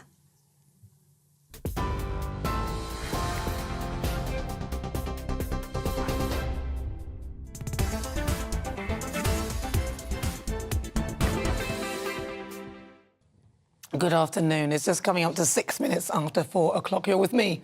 I'm Nana Akua. This is GB News on TV, online and on digital radio. Houston, we have a problem. When 8-year-olds are deciding the narrative, we're in real trouble. I mean, I actually want to laugh, otherwise I'll cry. But it seems that common sense has left the building and some weird sort of malevolent spirit has entered the room. You see, if my 5-year-old son told me that he identifies as a girl, the first thing I would ask him is where did he hear those words, because frankly they belong in an adult conversation. And rather than pandering to him and changing all his pronouns and embellishing his delusion, I'll ask him questions like, what is a girl? What does a girl do? And what makes you think that you are one? But it seems some adults are prepared to embellish this fantasy and potentially set these children up for a life of gender confusion and delusion, because that's what it is, in my view. I mean, take the case of a female Christian primary school teacher who claims that she was pretty much sacked after refusing to use an 8-year-old's preferred pronouns. Apparently, the school helped the youngster transition into a boy and then demanded that all staff call the child by their preferred male name and pronouns. I mean, this is an 8-year-old. At 8 years old, I was more worried about going out to play on my bike and conkers, although I don't think the kids are allowed to do that game anymore, health and safety. I mean, perhaps that's the problem. These days, our children have so much time on their hands and unspent energy that they're placing it on all this nonsense. And apparently, this teacher was concerned about the well-being of this child as they were allowed to use the male changing rooms during their transition, despite being a biological girl, so female, and only 8 years old. I mean, come on. Where are the adults in the room? Instead of listening to the valid concerns of the teacher, the child was subsequently removed from their class to safeguard them, meaning the child, from any potential harm. And then the teacher was warned by the school that her personal beliefs could be a direct breach of GDPR and an act of direct discrimination if she acted on them. I mean, can you believe this? If this were my child, I wouldn't want her changing with the boys. I don't care what gender she thinks that she is. She's 8. I'm the parent and she's a girl. But the story gets worse. The teacher claims that she was later suspended and put under disciplinary investigation for an alleged ongoing refusal to follow a management instruction. She was only reinstated when she agreed to avoid unnecessary contact with the child and promised not to call the child by a name or any other gender-specific pronouns. So why does this matter? Well, I imagine that Sir Keir Starmer would dismiss this as part of the so-called culture wars, as not relevant to the electorate, and that the focus is more on the cost of living. And I wrote about why I think he's wrong and about the fear my teenage daughter has about the whole gender confusion, because I believe it matters. When people's careers and the welfare of our children is at stake, it matters. It matters deeply.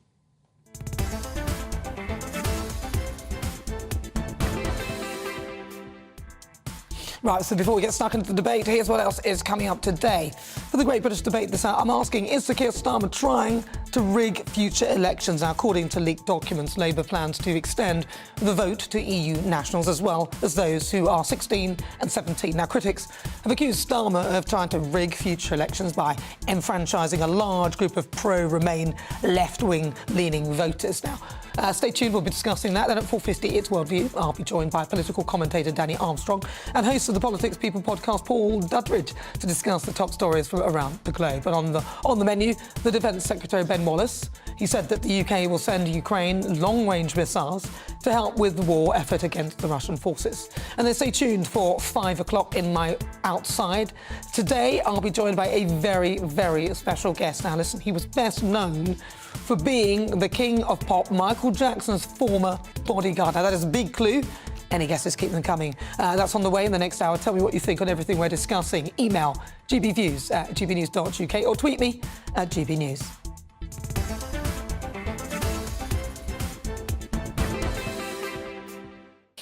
Right, let's get started. Let's welcome again to my panel, author and broadcaster Christine Hamilton. Oh, that is her. And broadcaster and journalist Danny Kelly.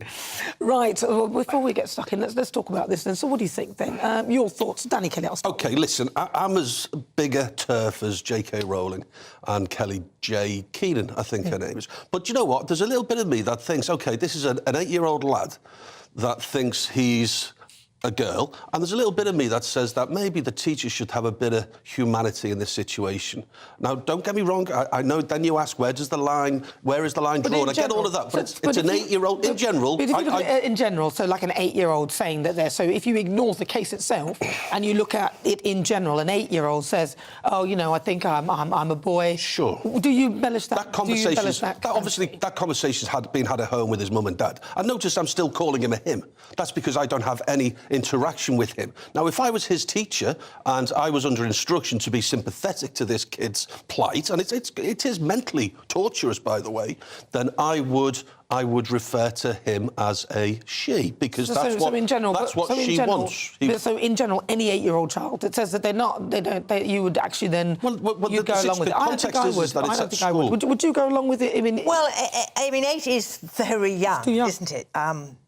I would have thought that an 8-year-old basically should be told to get on with what normal 8-year-olds do, and we'll discuss this. And certainly what I think should have happened, and I don't know whether it did on this occasion, the teachers should actually talk to the parents.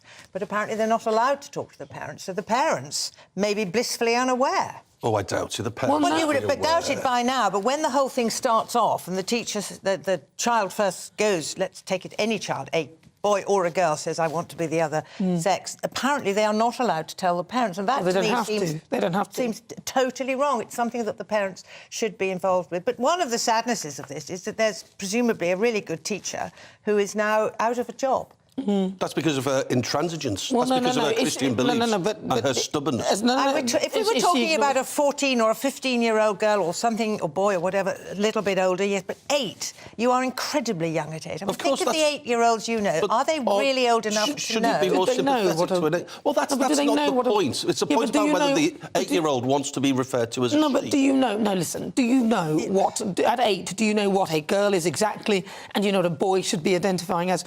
If you know those things, that's very odd, because even now the boundaries of what a woman can do and what a man can do, they sort of merge into one anyway. So this is just simply a perception. What they can do merges, but not what they are. Exactly. So this is just a perception of what you think a girl or a boy does with your limited knowledge at that age. So your limited knowledge at that age of 8 is what a girl is and what a boy is. As you get older, you work out that actually it can be any of those things and anything. So if you are basing your knowledge on what you think you are by the knowledge that you've acquired from being 8, I don't think you're equipped to make that decision. No, I agree, but we're not talking about whether it's the correct decision. Why should you embellish it? Well, my point is that it's kinder to an 8-year-old. That's my only point. Why is it kinder? It's kinder to be honest and say you are not a boy, you're a girl, but do whatever you want to do. That's not the conversation for a teacher to have with an 8-year-old, is it? That's a conversation for the parents to have with an 8-year-old. But should you be embellishing it in a school setting? Should that be embellished? You're going to be using the male toilets. You're going to be doing... But you're still a girl. Yeah, no, the exception I would make is with the toilets as well. So I suppose I'm trying to have my cake and eat it. With it. I'm having my cake and eating it. Well, what cake would you have that you wouldn't eat, Danny? It's taken 5 minutes.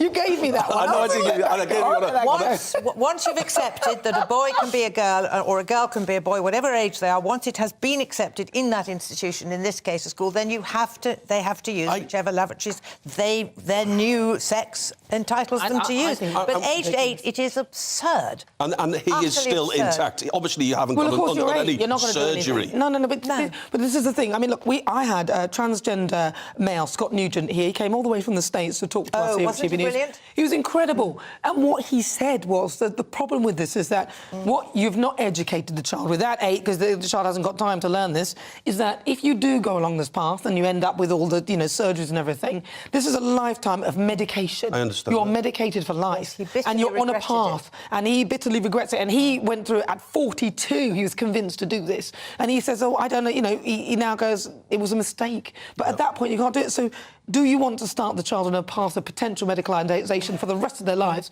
when they don't know any different? 8 years of life, of which only 3 of them you'll probably remember, because you probably don't remember anything before the age of 5. What do you really know? Well, is it the teacher's job to intervene? It's the parents. Yes. Well, there you go. This is my point. It's the parents' job. It should be allowed. The school shouldn't It should be both. I mean, obviously parents have a massive duty of care.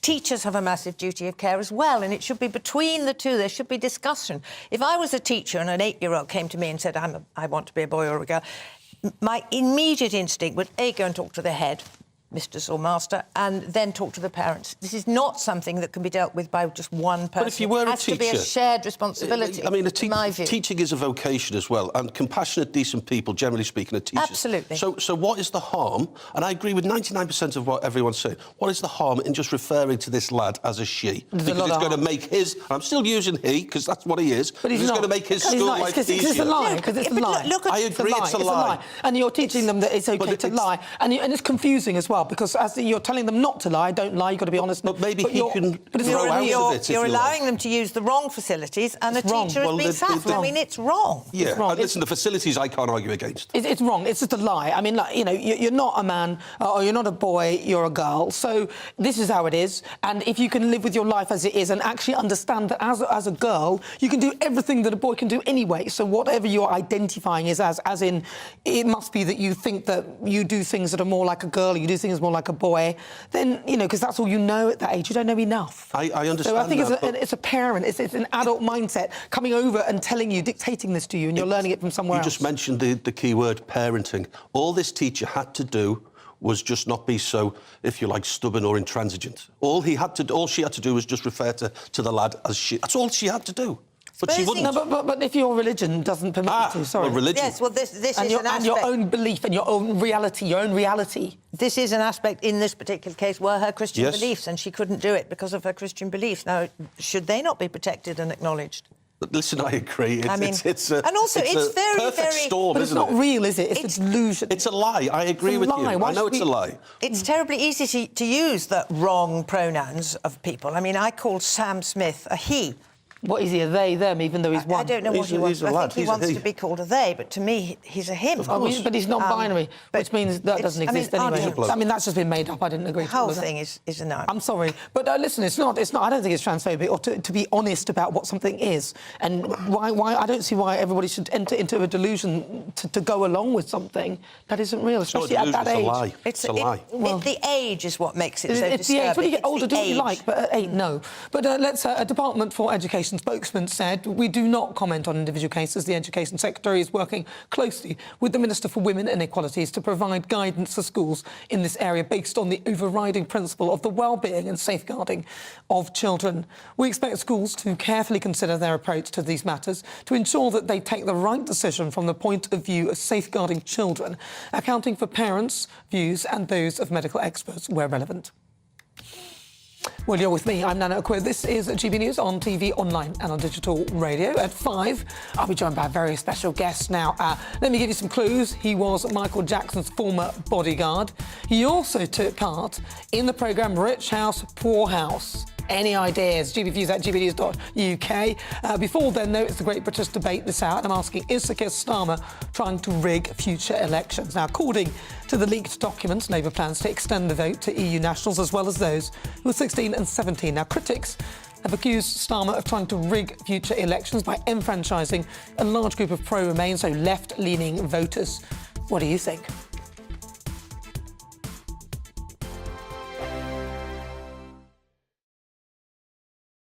It's all about family, being in people's living rooms, all the interaction and getting to know who our viewers and listeners are. When I was young, my dad used to say, Nana, stop arguing. I wanted an outlet that would enable me to give my opinion. People are going through a really hard time right now, and I know that you don't feel like you're being listened to by the establishment. I came to GB News because it's the People's Channel, and I want the audience to have their say on the events of the day. We're dynamic. We do something different. Democracy shows that the wisdom of the nation is in its people. I get to travel to find out what the story is from a personal perspective. The British people aren't fools. We know when we're not being told the full story. We've got to work out how Britain moves forward from this. It's the best country in the world. The establishment had their chance. Now we're here to represent your views. Britain's watching. Britain's watching. Britain's watching. We're proud to be GB News. The People's Channel. Britain's news channel.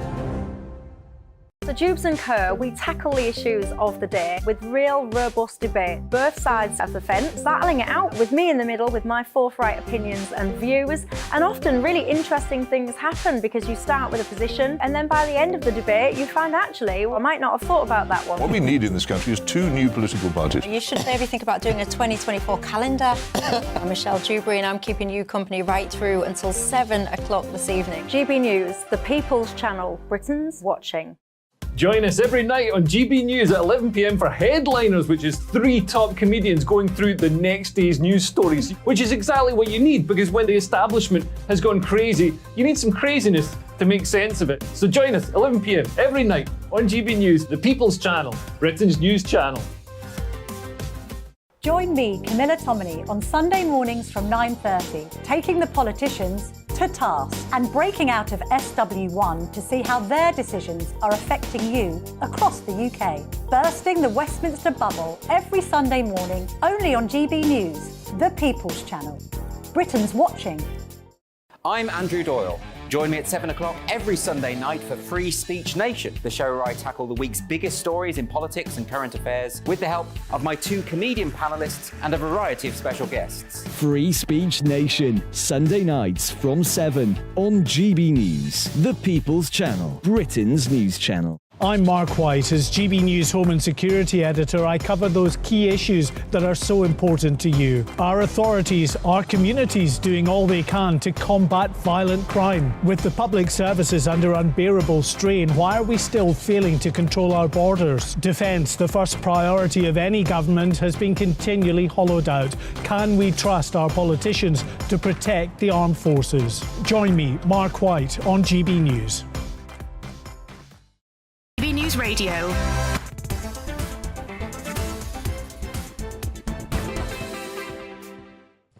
Good afternoon. It's just coming up to 22 minutes after 4 o'clock. This is GB News on TV, online and on digital radio. I'm Nana Akua.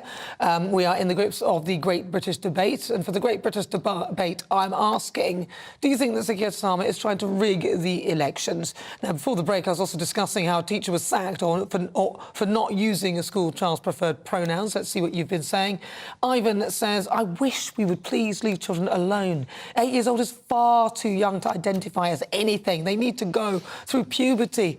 Agreed. Louise says, my daughter wanted to be a boy when she was younger. We allowed her to dress in boys' clothes, but she knew that she was a girl. In her late teens, she realised she was a lesbian and that it wasn't gender issue, but her sexuality. At now 40 years old, she's happily married to her wife and loving life. Exactly. That's the thing. That's the point. I wanted to be a boy. I used to try and go to the toilet standing up. Oh, hang on. Did I say that out loud? I'm joking. I'm joking. It's time. No, I'm not actually. It's time for a Great British Debate this hour. I was just a tomboy.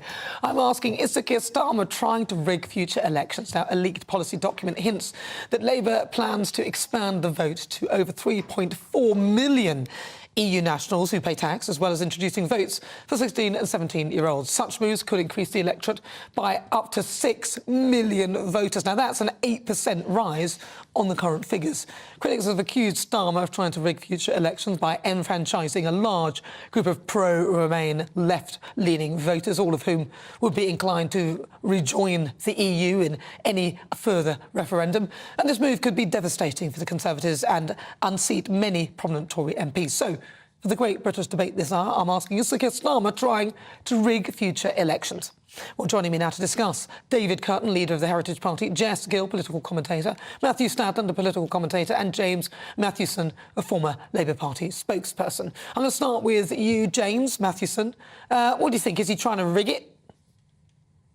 No, I don't think so. I don't think there's any rigging going on. I think it's simple in the fact that these people should have been able to have the vote before now. And I think it's just a case of bringing this up to speed. I mean, the Labour Party are going to change many things when they get into government. And there's going to be things that many people don't like, especially those with conservative views. And there's going to be things brought up to speed that haven't been brought up to speed for 13 years because we've had 13 years of Tory government. So there's bound to be issues like this that come up. But I think it's only fair to extend those rights to especially when we look at 16, 17-year-olds as well, across the board when it comes to voting rights, let alone just EU citizens. But James, you're sort of bagging this in with all the other stuff as if it's nothing, it's just one of the other things. But it will significantly increase the electorate, and it is arguable that actually the people that will be entitled to vote are more left-leaning. Let's go to Jess Gill. She's a political commentator. Jess. I mean, Nana, it's clear to me that slimy Starmer clearly doesn't care about the British people. It's a blatant attempt to hand our democracy back to the EU in order to win votes and bring us back to the EU. And it's completely diluting the voice of the British people. Starmer clearly doesn't represent the British people, and I don't think he's trying to by this move. It wouldn't seem so. Matthew Stadland. Yeah, I haven't seen any evidence of Keir Starmer being slimy. On this, I think I disagree with him. Just be very straightforward. I think if you vote in a British election, you should be a British citizen. I understand there's an exemption for Irish citizens, that's fine. But I don't think we should be extending the franchise in this country to people who are settled here, who have a right to be here, but have chosen not to take up British citizenship. That's my view. Seems an odd thing for him to do, David, don't you think, that he would do that? I mean, he's polled ahead. Why is he bothering with this nonsense? Yeah, absolutely. But, I mean, if he wins, then he's going to do this, it seems, and then he's going to change the electoral system forever in terms of who can vote. So there'll be 6 million new people, like you said. So most of them voting for Labour, voting to go back in the EU. I think some of the people actually have the plan to say, OK, we'll wait for like 10 years or 12 years after the referendum in 2016. Then, in a new Starmer term, have another referendum. He'll get those people on the books to vote, then he'll have a second referendum and take us back into the EU. I'm very, very worried about that, and this needs to be called out from the very beginning. Well, James, it seems a bit slimy for it to be, if it was inserted somewhere, it'd be in a manifesto, therefore there's no referendum. So then if he does get in, he'd say, well, it's in my manifesto. I mean, and so people would, this is something that would change the way we vote. Surely this is this is a fundamental thing that the British public should actually be consulted on. Listen, of course it would be slimy if it was about a second referendum or revisiting Brexit in any way, shape or form. But it's absolutely not about that. There's nobody in the Labour Party who I've spoken to on any wing, faction, wherever in the Labour Party who wants to revisit Brexit. I don't think there's anybody in the country who wants to revisit Brexit, let alone in the Labour Party. It's in nobody's interest to do so. It's behind us. And I think even Keir Starmer, who's one of the most vocal, Remain people in the country, has any interest in revisiting that debate because there's nothing good in it for the Labour Party, to be honest. But what about the notion that he's putting it in a manifesto so that it avoids a referendum on the issue of him inviting these new people into the sort of electoral system? Well, yeah, but you've got to remember, Labour we're a very difficult coalition of voters to bring together, and we've only just managed to get that back when it was, basically destroyed 2017, 2019. It's been very difficult to try and cobble that coalition back together and get working class communities like the one that I'm from in the northeast of England back and get their trust back after, the way that the party behaved over Brexit and over issues like Brexit. So it's not something that I see ever revisiting, whether it's in a referendum, whether it's in a manifesto or not, and avoids referenda. I don't think that would be the case. And obviously, with this, it is a policy proposal. It's something that's been investigated and it's something that's been researched. We haven't even got any proper solid proposals yet from the Labour Party on what surprise. looks like in the Jess, I want to bring you in. Jess, do you think that this is quite foolish, actually, for Sir Keir Starmer to be actually putting that in there and that he's actually misreading the electorate with that? I mean, I'm quite sure he's already backtracked on it, which is quite typical of Starmer. I think you just have to look at incentives. Starmer doesn't care about and doesn't try to appeal to the working class people. He doesn't try to appeal to the core voters of Britain. So he has to do this. He has to, extend the franchise to the people, to EU nationals, even though should they really be given a vote in this country when they don't have the same stakes as British people? What do you think, Matthew? No, I doubt this will be in the manifesto. It's a possibility. We can't rule it out. It's been mooted, so we should discuss it, absolutely. But I agree with one of the other contributors that what we're trying to do here, what Labour are trying to do, and I broadly support what they're doing with plenty of criticisms along the way, is to draw the country together, bring the country together after 13 years of mismanagement of this country by the Conservatives and at first, of course, in the Lib Dem coalition with the Tories. So I think the last thing Keir Starmer wants to do is reopen the Brexit wounds. Yes, he's got to make sure that we are an economically successful country moving forward. I don't think that's going to involve a new referendum anytime soon. I've made it clear I don't think you should be able to vote in this country unless you are a citizen of Britain. But I just think to say, just for a bit of balance, because nobody much is supporting the other side, that these 3 million EU citizens are contributing in enormous ways to our society. They're contributing to the job market, they're contributing in taxes and so forth. So I can see that some people might reasonably expect them to have a say as to how the country is run. I just happen to disagree with it. David?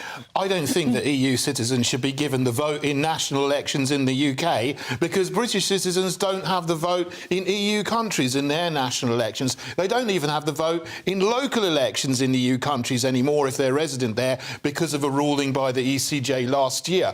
But what I would say on the possibility of getting these people onto the electorate and then having a referendum is beware bait and switch. The Conservatives do it, Labour does it. You would probably think that the Lib Dems might do this as well. They say, oh, we're not going to do something. When they're in power, then they have the remit that they might not be in the manifesto, but they have the ability to introduce something into Parliament, whether it's in their manifesto or not. And there's a lot of people associated with the Labour Party, associated with their potential allies in the Lib Dems, who would want a second referendum after a certain period of time. So beware and look at very, very carefully at what you're getting for. Thank you very much. That's David Curtin. He's a leader of the Heritage Party. Jess Gill, political commentator. Matthew Stadlen, a political commentator. And James Mathewson, a former Labour Party spokesperson. Well, you're with me. I'm Nana Akua. This is GB News on TV, online and on digital radio. We are the People's Channel. Don't forget you can download the GB News app and watch all the programmes on the channel free. Now, after the break, we'll continue with the Great British Debate this hour. And I'm asking, is Sir Keir Starmer trying to rig future elections? You'll hear the thoughts of my panel, broadcaster and author Christine Hamilton, also broadcaster and journalist Danny Kelly. But first, let's get your latest news headlines.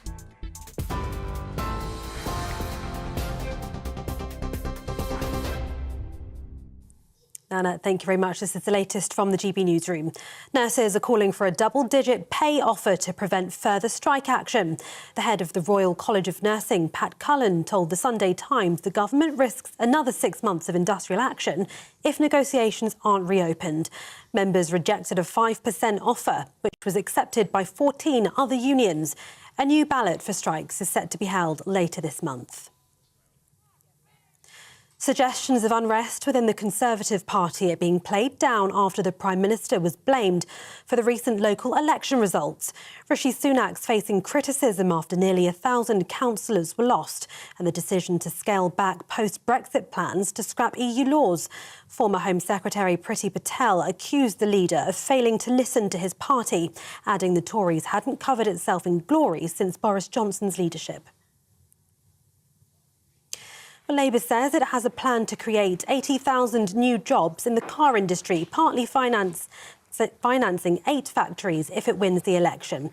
It'll also help power nearly 2 million electric vehicles. The party says the proposal will see the West Midlands benefit from 28,000 jobs and 11,000 roles will be created in the North West.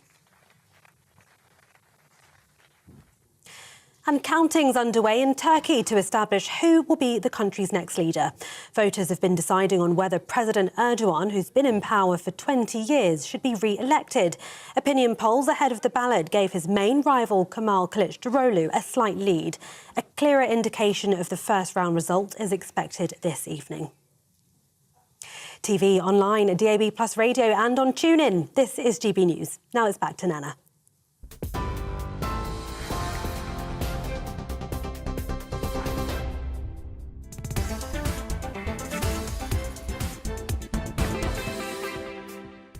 Thank you, Tatiana. It's coming up to 34 minutes after 4 o'clock. This is GB News. We're live on TV, online and on digital radio. I'm Nana Akua. Now stay tuned at 5 o'clock. It's this week's Outside, and I'll be joined by a very, very special guest. Now, he was Michael Jackson's former bodyguard, who's taken part in a number of reality TV programmes, and also used to be Lizzie Cundy's personal trainer. Can anyone guess who it is? Before that, we'll be continuing with our Great British Debate, and I'm asking, is the Keir Starmer trying to rig future elections? That's next. I joined GB News because I was sick and tired of not hearing my views being represented, not just mine, but so many people that I knew and spoke to. I just couldn't get my voice out there. I couldn't say anything. I couldn't do anything. Whatever the narrative was, I kind of had to follow it. GB News is there to provide a voice for those who have been ignored by the establishment media. We think different things, we've got a different style. GB News is here to be optimistic and positive about the future. It's real kind of dynamic and flowing, with the audience very much at the heart of it, like a big family. Here at GB News, we talk about the things that matter to you. Hearing the voices from right across our towns and cities, especially our towns. All sides of the argument represented with a heavy dose of opinion. We're on a mission here to make a difference. And the GB News family really is here for you, and whatever time of day you can watch or listen. Britain's watching. Britain's watching. We're proud to be GB News. The People's Channel. Britain's news channel. Westminster is going around in ever-decreasing circles, followed by the media. Britain is broken. How on earth did we get into this mess? But more importantly, how do we get out of it? Join me at 7 p.m, Mondays to Thursdays on Farage. Here on GB News, we will have open, rational debate. We've got to work out how Britain moves forward from this. Join us here on GB News, the People's Channel. Britain is watching. You've probably seen politicians interviewed 1,000 times, but we do it differently. We find out who they really are, we don't shout, we chat, and hopefully we bring a bit of light, not just heat. Did you know Kate Moss? Apparently. Do you have a pair of jeans or a pair of jeans? No, of course I don't. What would I do with them? My friends are like, oh my God, what's she doing now? Join me every Sunday at 6 for Gloria Meets, only on GB News, the People's Channel, Britain's news channel. I'm Simon Evans. Join me on GB News for Headliners at 11 p.m. What's the scoop? I'll be joined by 2 of the country's top comedians. That's right. As we take a look at tomorrow's newspapers tonight. We're going to get into trouble. If it's a big story, we'll be covering it. Spill some tea on him. There we go. But we'll also have some fun. I wouldn't stick up a bank. My father didn't love me. So anyway. Headliners every night from 11 on GB News, the People's Channel, Britain's news channel. Monday to Thursday, 9 p.m. till 11 p.m. Join me, Dan Wootton. I'll bring you the sharpest takes and hottest debates. Do you not believe in prison? I don't believe in prisons. I'm completely stunned. I guarantee you there'll be no spin, no bias, no censorship. I actually was personally quite offended by it. And no reason to go to bed. So I guess they've always been quite woke. That's Dan Wootton tonight on TV, radio and online. Monday to Thursday from 9 p.m. till 11 p.m. on GB News. The People's Channel, Britain's news channel.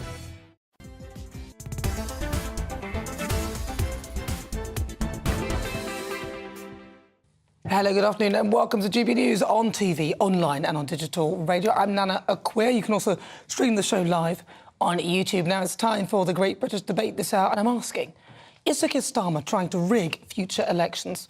Now, leaked documents show that Labour plans to allow millions of EU nationals to vote, as well as introducing voting for 16 and 17-year-olds. Now, the changes could increase the electorate by up to 6 million voters. Yes, that is an 8% increase on the current figures. Critics have assumed that accused Starmer of trying to rig future elections by allowing a group of largely pro-Remain left-wing people, leaning even left-wing people, to vote. Now, the move could be devastating to the Conservatives and unseat many of them. So, for the Great British Debate this hour, I'm asking, is Keir Starmer trying to rig future elections? Well, let's see what my panel make of that. I'm joined by author and broadcaster Christine Hamilton and also journalist and broadcaster Danny Kelly. Christine Hamilton, I'm going to start with you. Do you think this is a move to kind of make this a nicer place for the Labour Party? It's certainly trying to tilt the balance in his favour, isn't it? But there's so much wrong with it, as far as I'm concerned. I mean, if you're 16 and 17, you can't buy cigarettes, you can't buy tobacco, you can't even buy so much as a cigarette lighter. Why should you be entitled to vote? I don't feel that people are 16 and 17. They're young, they're idealistic, they're possibly more likely to vote Labour, but, you know, this could bounce back at him because they may be even more likely to vote sort of Green or sort of Greta Thunberg-ish or to one of these smaller parties, so they may not automatically fall into Labour's lap. But I really do think it's totally wrong. The problem with that Labour have is that the young, while they're very young and idealistic, etc., people tend to be more left-leaning, but then reality hits them, responsibility hits them, realism is suddenly, oh my goodness, and they become much more right-wing when they have to grapple with the realities of life. And it's not. We would be the only country, I say the only, about the only country in Europe to do this. The other European countries don't do it. So why should we do it? And why, for example, if he's going to do that, why doesn't he give the vote to the expats living in Spain, for example? That is the other side of the same coin. So if he's going to give it to them living here, he should give it to the Brits living abroad. But he won't do that, of course, because they're more likely to vote Tory. I think it's an awful idea, and it's only lefty governments or lefty parties that ever throw this out. You know, SNP and Nicola Sturgeon wanted 16 and 17-year-olds. As far as the EU thing is concerned, I mean, we're assuming that 3.4 million EU citizens who've got settled status are more likely to be lefty Remainers. That's what we're assuming. Well, I'm sure that they're very pro-European, though, because they've, if you like, benefited. Well, he's a pro-Europhile, isn't he? So that's the thing. So he's more likely, they're more likely to vote for him, aren't they? But they haven't made the settled status. They haven't made the commitment to be citizens. And if you haven't made the commitment to be a citizen of a country, I don't see why you should be able to vote. So there is a difference to be... There's a difference, yes. OK, so the citizenship is... Citizenship, you have the right. And so you've got a British passport, then? Exactly. You've made the commitment to be a real part of this community. Well, maybe what Colin sent a message is that I believe they should pass an exam, much like a driving test, before you can have the right to vote. If only you could prove a basic understanding of the constitutional monarchy. So you do have to pass an exam to take citizenship, don't you? You have to answer some horrendous questions. So you laugh. Apparently it's really hard. Yeah. I don't think I would pass that exam, you know. I don't think everybody would pass I could be thrown out of the country. So as far as the 16 and 17-year-olds, you're right. People are idealistic at that sort of age. Trish said, if I was to go to live in Greece, Italy, France, or even another country, including America, even if I pay tax there, I would not be allowed to vote in their elections. Slippery Starmer is gerrymandering to keep Labour in power as those who plans to give a vote to 16-year-olds and left-wing until they grow up. Yeah. This is what you said. He's also underestimated that the biggest expat bloc in this country, as I understand it, are the Poles. There's about 1 million of them. And they, having escaped communism, and they know what it's like to live in a communist-dominated country, they're not likely to actually... This is another reason why he may be wrong. They're not necessarily going to fall into the arms of people like Starmer. They're more likely to vote Conservative. So he may not get what he wants, but it's definitely gerrymandering, isn't it? It is. I go back to the 16 and 17-year-olds. That should not be allowed under any circumstances. Interestingly, away from broadcasting and journalism, I'm a car dealer, as you don't say. I sold a car... Very successful. Very successful. I sold a car to an Indian guy who came via Singapore, where he lived for 5 years. He now lives in Royal Leamington Spa, and he voted in the council elections because people from the Commonwealth... I wasn't aware of this. Yeah, that's true. I wasn't aware of this. Now, I don't know whether he's allowed to vote in general elections, but one would assume that if you're allowed to vote in council elections, then what is stopping you from voting in general elections? Is he a citizen? Has he taken citizenship? He's got a UK driving licence, that's all I know. No, he hasn't. He's only been in the country for 2 months. Heavens! He's been in the country for 2 months, and I know this for a fact because he was trying to get to me as to how I voted, and I never tell people how I vote. Politics is personal. In 2 months in this country, if you've already bumped into Danny, you're doing pretty well. And he's a very happy customer, incredibly satisfied customer. Here we go. I don't think he could vote in a general election, from what you've said. OK. No. But quite right, too, after 2 months. But what do you think that this would be likely to do to Keir Starmer's popularity? Because for someone like me who, I don't know who to vote for. I mean, the Conservative Party are doing such a disgraceful job. I know. Oh, you know, they would be my natural party that I'd vote for, but watching the way they're behaving, Starmer, I can't bear.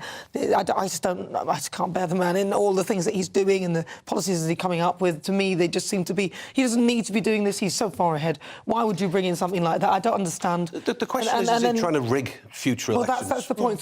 So what I'm saying is that do you think that this is potentially putting people off voting for him? That's what I'm asking. OK. Leading on from the question. No, I don't think it is going to put anyone off voting for Keir Starmer. It's going to turn people against him even more. People who are right-leaning and right-thinking, they're going to turn against him even more because all of a sudden it becomes unfair. All of a sudden it's like playing an 11-team football match and you've got 12 and you've got 13 and you can bring subs on and you don't need to bring any subs off, any players off. It's at a huge disadvantage to the Conservative Party. Any chance you're thinking about football?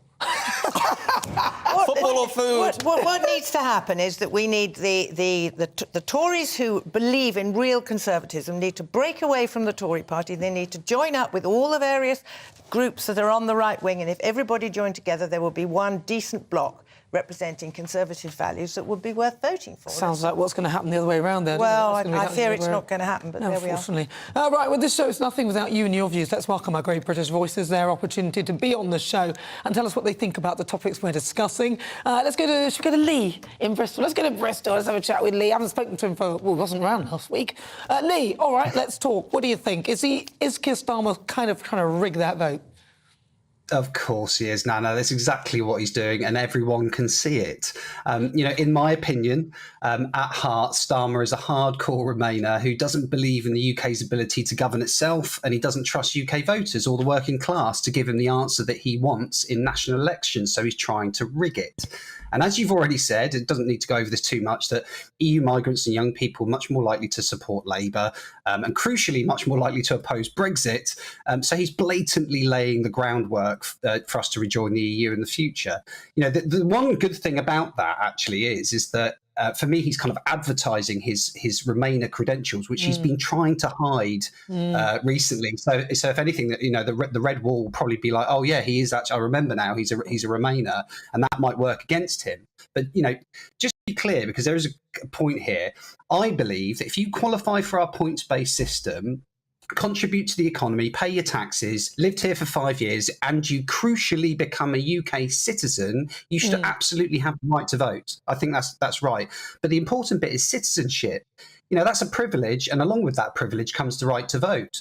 And and as has already been said by your panel, it's how the EU do it pretty much across the board, bar a couple of countries. If I'm German and I want to vote in the French national elections, I have to become a French citizen. And it is the same pretty much across the EU. So even the EU believe in a little bit of national identity in that respect, that you have to be a citizen to vote in national elections. It's a pretty widely accepted point. And Keir Starmer is proposing that people from EU countries don't require citizenship. So he's, devaluing the meaning of citizenship, which is logical for someone who thinks we should be governed at a distance by the EU.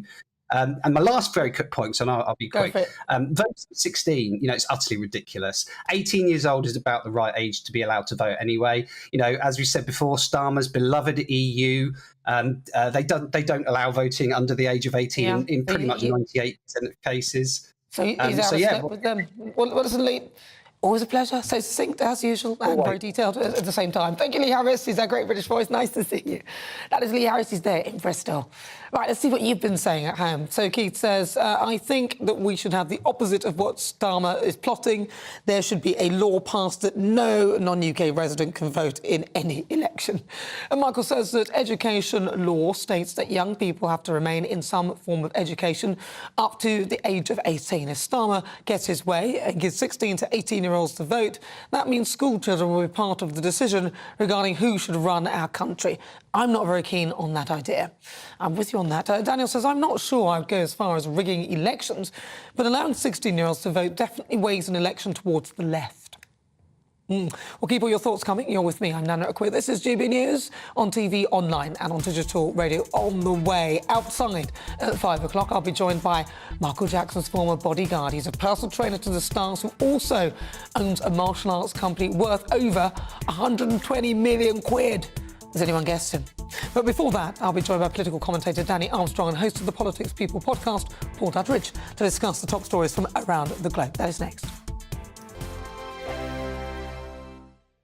Monday to Thursday nights on GB News. At 6, it's Dubes & Co. 7 o'clock, Farage. At 8, join Jacob Rees-Mogg. And at 9, Dan Wootton Tonight, followed by headliners. On TV, radio and online. This is GB News. First and foremost, I am a GB News fan, and I was before I was working here. Just love the fact that we're asking the questions that a lot of establishment media won't ask. With a bit of a twist, we not only want to inform you, but we want to keep you entertained. It's worth the drive because you get in and the team's all ready and waiting, they're itching to go, and it's a proper little family. GB News is the People's Channel. It's the audience that makes the programme sing. We're giving our viewers and our listeners a voice. I see the thousands of your letters, tweets, emails, you name it, coming in. Britain is broken. How on earth did we get into this mess? But more importantly, how do we get out of it? The establishment had their chance. Now we're here to represent you. It's time for something different. It's time for GB News. I'm very patriotic. I believe in Britain. Our best days lie ahead. Britain's watching. Britain's watching. Join us here on GB News. The People's Channel. Britain's news channel. Join me, Patrick Christie's Monday to Friday, 3 till 6. We tackle the day's news agenda like you've never seen before. It's high tempo, high octane, the most controversial topics and the best guests. You will not be able to take your eyes and ears off it. I'm not afraid to ask the questions that you really want answered. 3 till 6 p.m, Monday to Friday on GB News, the People's Channel, Britain's news channel. GB News has its own late-night paper preview show, Headliners, where comedians take you through the next day's top news stories. You don't have to bother reading the newspaper, we've got it covered for you. Headliners, every night at 11 p.m, and repeated every morning at 5 a.m. We won't send you to sleep like some of the other paper review shows out there. GB News, the People's Channel, Britain's news channel. Start the day with GB News. We catch up on all the big stories you didn't hear the night before. And take a look at what the world's talking about this morning. That's right, Monday to Thursdays from 6 o'clock. It's Breakfast with Eamon and Isabel. Straight after breakfast, join us, Bev Turner and Andrew Pearce. We're going to take you through till noon.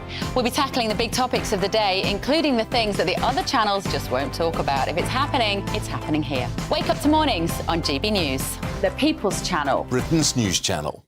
I'm Jacob Rees-Mogg, the Member of Parliament for North East Somerset and a former government minister. For years, I've walked the corridors of power in both Westminster and the City of London. We need to have the arguments, the discussions on how we make it better. Crop failures, famine, war, suffering on a scale completely unimaginable. We are putting the cart before the horse. As Charles I said at the scaffold, he was the true defender of liberty. Yeah, I've completely derailed the conversation. Join me Monday to Thursday at 8 p.m. on GB News, Britain's news channel.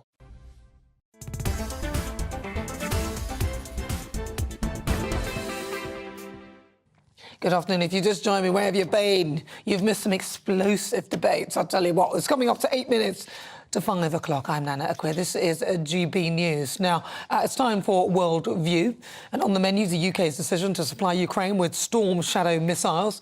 The war with Russia is back at the forefront of global news. And joining me now is political commentator and Russia expert Danny Armstrong. Now, Danny, good to see you. Of course, the war it sort of took a bit of a turn for the worse for those in Ukraine. Apparently, there was a Russian attack at the place where those who won the Eurovision, where they lived. Is that correct? Yeah, that's entirely true. Ukraine's Eurovision entry, as they were performing on stage, Russia launched an attack on their hometown, Ternopil, which is in the west of Ukraine, not far from Lvov, whichever way you want to pronounce it. It does relate to those Storm Shadow rockets that were donated by the UK to Ukraine. Of course, those long-range cruise missiles that Ukraine has been asking for a long, long time. Ukraine promised not to use them on Russian territory. Of course, they can reach that with that 250-kilometer range. They promised to use it to liberate Crimea and those 4 annexed territories by Russia that were annexed back in September. Now, they did that with attacks in Luhansk. People have been injured in those attacks. The attack in Ternopil by the Russian side, and also in Dnipro and Petropavlovka in the east, that was simply to get at the supplies that have been, and the military aid that have been given by the West. And of course, that means those Storm Shadow missiles. Russia perhaps trying to source out where those missiles are and destroy them to stop that Ukrainian counteroffensive. But of course, all that happening while Ukraine's Eurovision entry were performing on stage. Awful. And of course, 4 aircraft were downed in Russian territory. Is that right? Well, that's exactly right. And contrary to reports that at the beginning of this month, these are Pentagon leaked documents that suggested that Ukraine were running out of missiles, Ukraine seemed to be quite handily protecting their airspace. There were 4 aircraft that were shot down over the weekend, all in Bryansk, which is the border region, which is around about 30 kilometers from the Ukrainian border. This happened. 2 aircraft, a Su-34 and a Su-35. Those are 2 fighter jets, and 2 Mi-8 helicopters that were shot down in the same day with a matter of ease by the Ukrainians. All on board perished in those attacks. They were reportedly on their way to bomb Chernihiv, the Ukrainian city. It looks as though Ukraine, despite wanting these wings of freedom, do seem to be quite handily protecting their airspace. I mean, it goes to show that the Ukrainians, despite Zelensky asking for a long time for these long-range missiles, that they seem to be repelling these Russian attacks. So it is quite, I would say, embarrassing for the Russian side that they have lost so many aircraft in a single day. Of course, nothing has been confirmed by the Russian side or the Russian Ministry of Defense, apart from to say that their attacks on Ukrainian soil were successful and all designated objectives were reached and realised. Thank you very much. That's Danny Armstrong, who's a political commentator. Good to talk to you. Let's travel over to America. We're going to have a chat with Paul Dudridge. He's the host of the Politics People podcast. So, Paul Dudridge, let's talk about it. Trump's court verdict is more legal trouble around the corner. Is that how it's faring for him? Yes, it's Happy Mother's Day from the United States, by the way. Yes, so Trump was found liable on Tuesday for the E. Jean Carroll case in New York, a case, by the way, that they had to change the law on statute of limitations in New York to even bring, because this event had happened like 30 years ago. This alleged event had happened 30 years ago, and so it was outside the statute of limitations, but they changed the law so that you had 1 year that you could bring historic events to court. So no rigging there, not a political action at all. But it's opened the floodgates now. You're going to start seeing Trump in court. We already had him, the 34 felonies in New York, and now we have the E. Jean Carroll. The next is probably going to be Georgia, where they'll accuse him of stealing votes. And then the January the 6th committee will report, and obviously he's going to be, I can't imagine they're going to say, nah, just let him off. He's going to be done for inciting an insurrection, which didn't happen, on January the 6th. And so he's going to be facing 4 or 5 major court actions and any more that they can find billionaires to fund. They literally won't leave him alone. I mean, it's becoming to be quite obvious, actually, that this is an attack on him. Is this likely to affect his support? It has. It's had a major effect on his support. He's up 3 points since the finding that he's liable on Tuesday. He actually has increased popularity by 3 points. His poll ratings went up. He did a CNN town hall, they call it. He did a town hall debate with CNN, and CNN were hoping to crush him, but it was in New Hampshire and the audience were completely on his side. It was just one of the most wonderful bits of, it's like the night they buried CNN, they're describing it as here.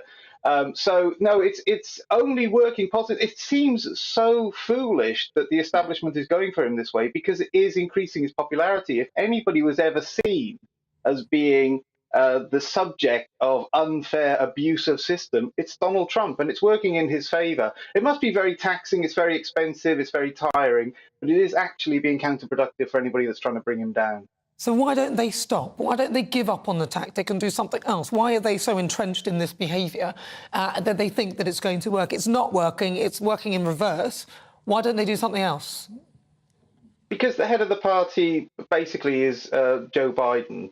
And if you think of these are the level of strategists that we have. People like Alvin Bragg in New York are making their name from this. You wouldn't have heard of most of these players were it not for them getting the traffic and the hashtag of Donald Trump incorporated in their little Twitter feed.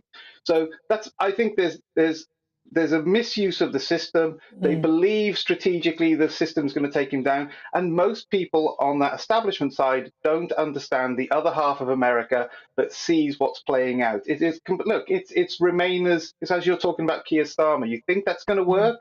That's going to just resurrect everybody who's a leaver. It's the same thing. It's half the country doesn't talk to the other half of the country. They think we think they're wrong, they think we're evil. And they just do not understand that we see through their strategies. But it's a combination of ego, vanity, self-righteousness, hubris. It's all these kind of elements. This is what the left always do. And we've got, and in terms of if he's found guilty, briefly, what will that do to him? Can he be arrested? Can he be imprisoned? He could be imprisoned and still run for president. He could be imprisoned and he could actually run the country from a prison cell. So the end game for them isn't that satisfying anyway. They're hoping to discredit him, not realizing that, as he's been described as a mud monster, the more mud you throw at him, the bigger he gets. So there's nothing that could stop him running for president or becoming president. They're trying to discredit him. It isn't working. It's actually working against them. You think they'd stop? Paul Dudridge, thank you very much. Good to talk to you. He's the host of the Politics People podcast. Always a pleasure. Fabulous. Well, if you just joined me, where on earth have you been? We've got loads more on the way. A very exciting outside guest. He'll be here live in the studio. All of that on the way in the next hour.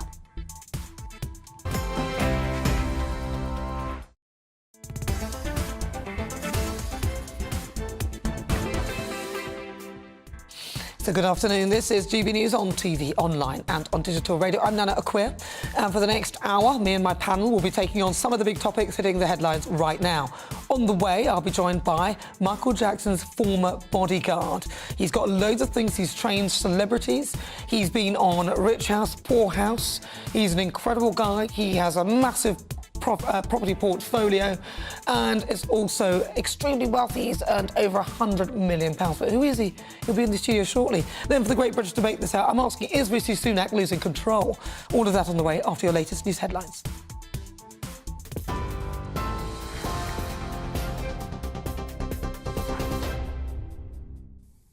Nana, thank you very much. It's 5 o'clock. This is the latest from the GB newsroom. Nurses are calling for a double-digit pay offer to prevent further strike action. The head of the Royal College of Nursing, Pat Cullen, told the Sunday Times the government risks another 6 months of industrial action if negotiations aren't reopened. Members rejected a 5% offer, which was accepted by 14 other unions. A new ballot for strikes will be held later this month. Residents in North Devon told us they need to consider the current economic climate. I do believe they are worth every penny of 5%, but whether they're worth more, I think probably yes. Well, we definitely need them, and we need the health service. It's being run down by this government, which can't blame them for COVID because it's a new disease, but the rest of it, they mucked up. I think they should accept the offer that's on the table because we're all suffering from the cost of living crisis, and as a pensioner, although we've had a big rise this time, it's probably not going to last, and we're affected by everything as well. Suggestions of unrest within the Conservative Party are being downplayed after the Prime Minister was blamed for the recent local election results. Rishi Sunak's facing criticism after nearly 1,000 councillors were lost and the decision to scale back post-Brexit plans to scrap EU laws. Former Home Secretary Priti Patel accused the leader of failing to listen to his party, adding the Tories hadn't covered itself in glory since Boris Johnson's leadership. Energy Secretary Grant Shapps says the Prime Minister is doing the right things and people need to be patient. I think this, and she was referring to this set of elections, which were obviously very difficult for the Conservatives. There weren't a good set of elections for us. But this was the first opportunity people have had to comment on all the shenanigans of last summer and those many leadership changes that went on. I think people were venting their frustration. I actually think that Rishi Sunak, in his 5-point plan to halve inflation and grow the economy and reduce our debt and cut the NHS waiting list and stop the small boats, I think he's doing exactly the right things, and let's judge him against that. Let's judge this government against that when it comes to the next election. The Shadow Business Secretary has defended plans to give workers the right to switch off outside of working hours. Labour wants to restrict employers from contacting staff by phone or email, saying workers should be able to disconnect from devices in their downtime. Similar legislation is already in place in France. Jonathan Reynolds told GB News it'll promote productivity. I think we do want to see kind of employment laws that will protect family life, give people some time in order to do the other things that are important in life as well as work. I think that's been eroded very significantly in recent years. I think the labour market itself means that more people want flexibility in the workplace, but I'm absolutely confident in the aggregate platform we'll put forward is the one that will give people hope and optimism and turn this country round after 13 years of Conservative government. Labour says it has a plan to create 80,000 new jobs in the car industry, partly financing 8 factories if it wins the election. It'll also help power nearly 2 million electric vehicles. The party says the proposal will see the West Midlands benefit from 28,000 jobs and 11,000 roles will be created in the North West. Counting's underway in Turkey to establish who will be the country's next president. Voters have been deciding on whether President Erdogan, who's been in power for 20 years, should be re-elected. Opinion polls ahead of the ballot gave his main rival Kemal Kılıçdaroğlu a slight lead, but preliminary results show Erdogan is ahead with 59%. A clearer indication of the first-round result is expected this evening. This is GB News. We'll bring you more news as it happens. Now it's back to Nana.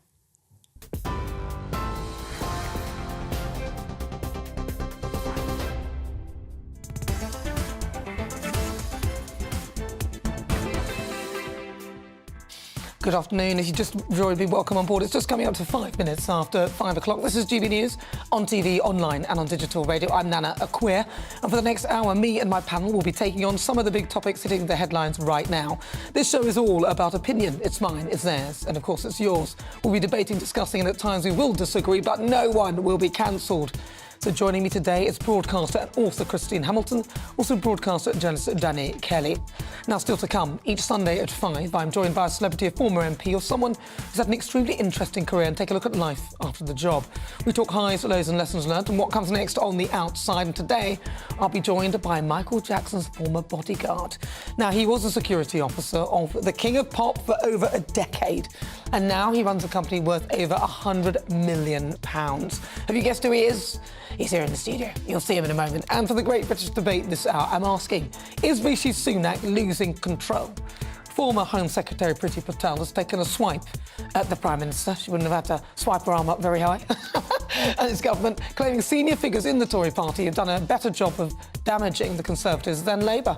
So is he losing control? Keep your thoughts coming. Email gbviews at gbnews.uk or tweet me at gbnews.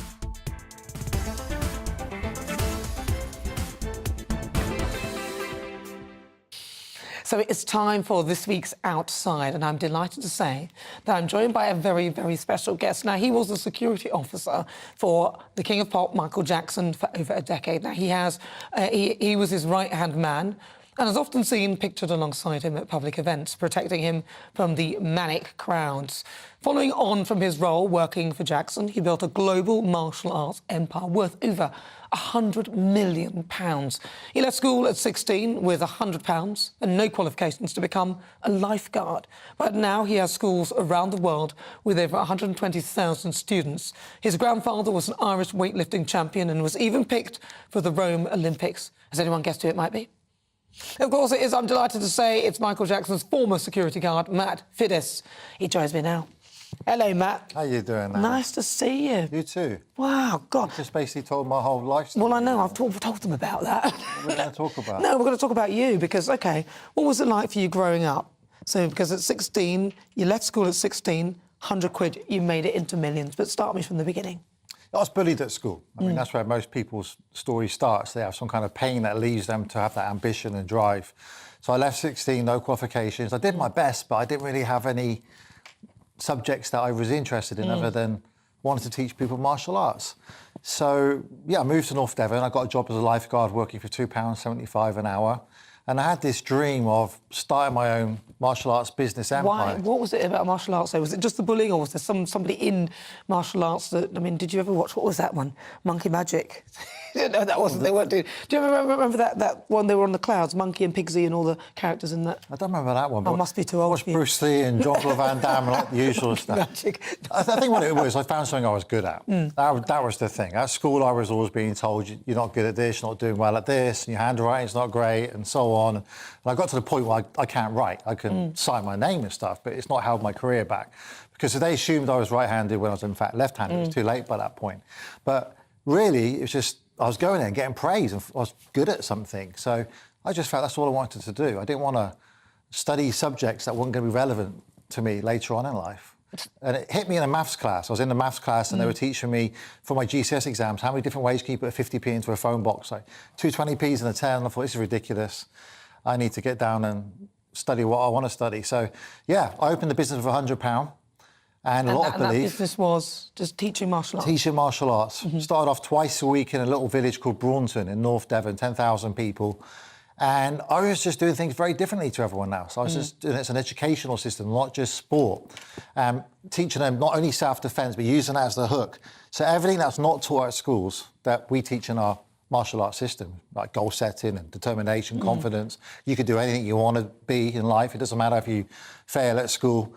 You can go out and hit your dreams. And all my millionaire, billionaire friends, that a lot of them hadn't done well at school. Billionaire friends, come on, give me some name drops. Well, you got some come on here, quite a few, don't you? Like Alfie Best. Yeah. Wonderful guy. Met him, He's come from nothing, great friend of mine. And there's lots of them who come on there. And of course, the most famous ones, I've been very privileged at such a young age to be part of this inner circle of people. So when everyone else was going out drinking and nightclubs, I was hanging out with the biggest stars in the world and the wealthiest people in the world. I was very privileged that from 17 years old, they took me under their wing. Well, that's that saying, isn't it? Hang around with 10 tramps, you're the 11th one, but hang around with 10 billionaires, you're the 11th one. Exactly. I need to hang around with you. You want to be the poorest one in the room, that's what they say. I see. I definitely was back then, no doubt about it. So how did you manage to transform something that started off as £100 into this massive business that now is global and nets you millions? I had some great advisors, and the first one, who was on your show yesterday, Uri Geller, he was... I created a massive amount of media attention around what I did, because people weren't silly. They added up on the calculator how many members I had, and they realised I was making $1 million a year. So the media got hold of that, and it came to Uri Geller's attention, and we became best friends. He's godfather to my daughter, Madison, and we became very close. And so we were someone who we can trust. I speak to him most days, even now. He's my longest standing friend, actually. I've known him since I was 17, I believe. So he was he's very positive. You can do anything you want to do. He kind of took me under his wing, made sure he pushed me to invest in property at a young age, and I hated him for it at the time. I love him for it now.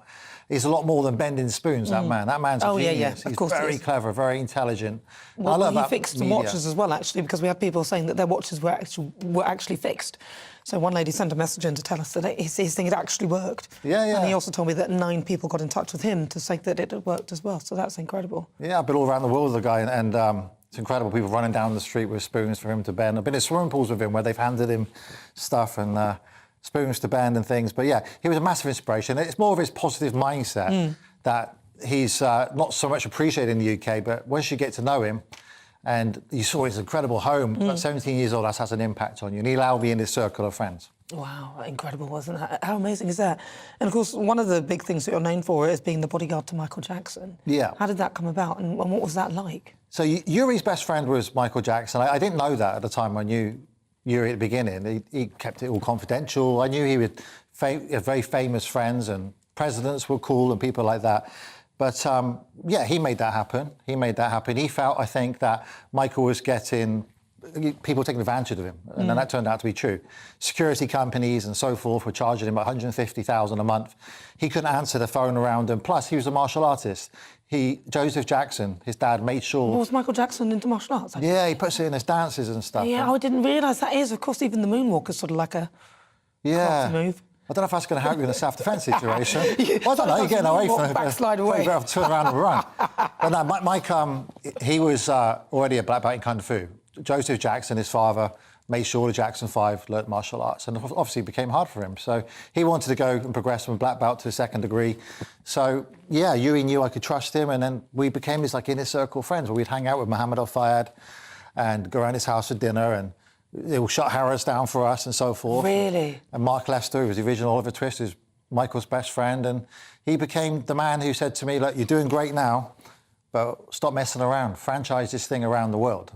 And I said, no one's ever done that before in martial arts. And Michael said, that's exactly why you got to do it. Look what I've achieved, And he kept me accountable. So I had Yuri Geller in my ear pushing me for the property side, and Michael pushing me to franchise and license my businesses around the world. And that's exactly what happened. I see, because I had my own fitness business, but I think that's where it went wrong. Because I couldn't be everywhere. I couldn't be everywhere. So in the end, I employed other people, and it started to make more money.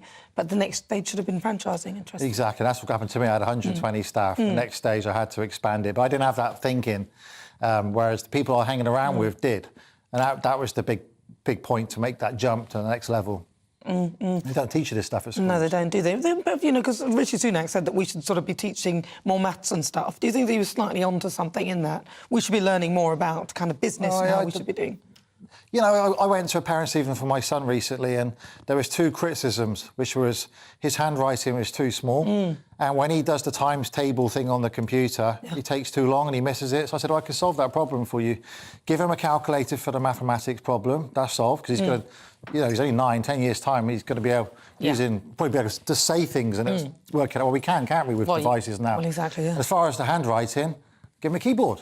Who writes letters anymore? Doesn't happen. Certainly in 10 years' time he won't. Just thinking he's updating. Just teach people about finance and money and investing and leveraging mortgages and things like that. Yeah, because you couldn't write. I mean, you can write now, I presume. I can't. No, you wouldn't be able to understand it. No. Oh, really? So, no. I can type and everything, but I can't, write a letter. I could understand it just about to myself, but I never had to. I just have to sign my name. So did you actually ever learn to write then, or you just didn't bother, Nate, because you went past the stage of actually learning to write? I could write, but it was so messy, the handwriting was so... You just couldn't understand it. I mean, it's too late. I was 14 by that point, and they were trying to train me with my left hand, but... Plus, I wasn't interested. I just wanted to punch and get out there and kick and get my business started. I didn't want a job. Well, you talked also about your property that encouraged you to buy stuff. So talk to me about your property portfolio, because I know it's one of the biggest... One of the biggest in the southwest of England. Yeah, I mean, he said to me at the beginning, stop wasting all your money on Ferraris and stuff like that and buy houses. It's the greatest investment on earth. And one of the things he said to me is they're not going to build any more land. So that's a good point. Yeah. So when I was legally allowed to at 18, I started buying houses. And by the time I was 22, that made me financially able to not work if I wanted to. I could have retired. I had enough income coming in from the property to not have to worry about anything else. But when you're around these people, they're pushing you and you want to be like they are. You want to be at their level of thinking. They think, when you get around the table, they're not gossiping, they're talking about the next idea, how to change the world. And it was for me, it was normal at the time. I didn't know any different. You imagine trying to go back to your friends and tell them what you've done the weekend. No one's going to believe you. They've been hanging around with Michael Jackson, Britney Spears, Muhammad Al-Fayed. Britney Spears, you met Yuri her as Geller. well. Yeah. She seems great. I mean, I really like Britney. Yeah. She's wonderful. They're all good. It's just, when they're that famous, it's tough. Wow, must be so interesting to be in that circle. Huge when you're pressure. in there, do you in your mind go, crikey, all these, am I really in here? Do you ever get that sort of... No, people call it imposter syndrome, but I just think... Only once. We went...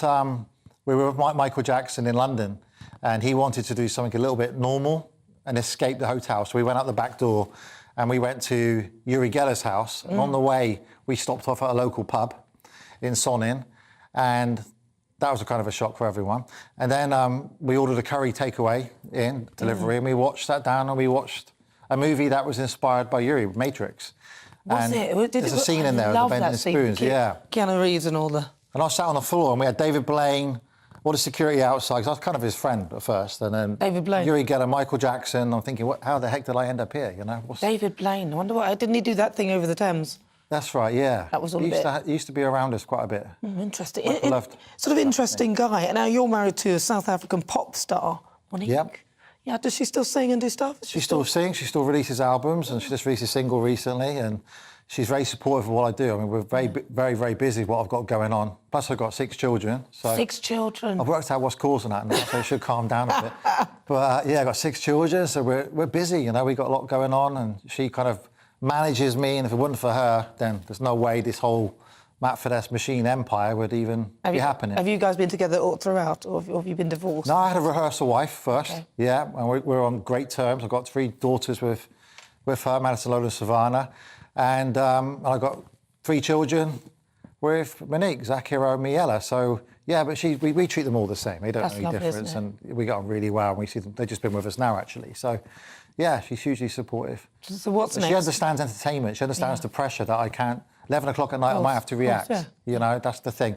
My first wife didn't sign up for that. She wanted someone a bit more normal, I guess. No, but normal is boring. Normal is boring. And so what's next? Because I hear you've got some exciting news. I know you can't say, but give us a clue. I can't say much about it, but I know you've been a part of it. So myself and Boxercise, I've got the big brand Boxercise and Kit Boxercise. We got something big going on, which is it's going to be announced and drip fed. So over the next few days, there'll be some more information about that. Some big news about Matt Fiddes Martial Arts, MF Martial Arts and Boxercise, and also for entrepreneurs, especially times like now. I want more entrepreneurs out there. So I've been very privileged, Nana, with my career. So I launched something, it's just a simple website called mf.club, www.mf.club.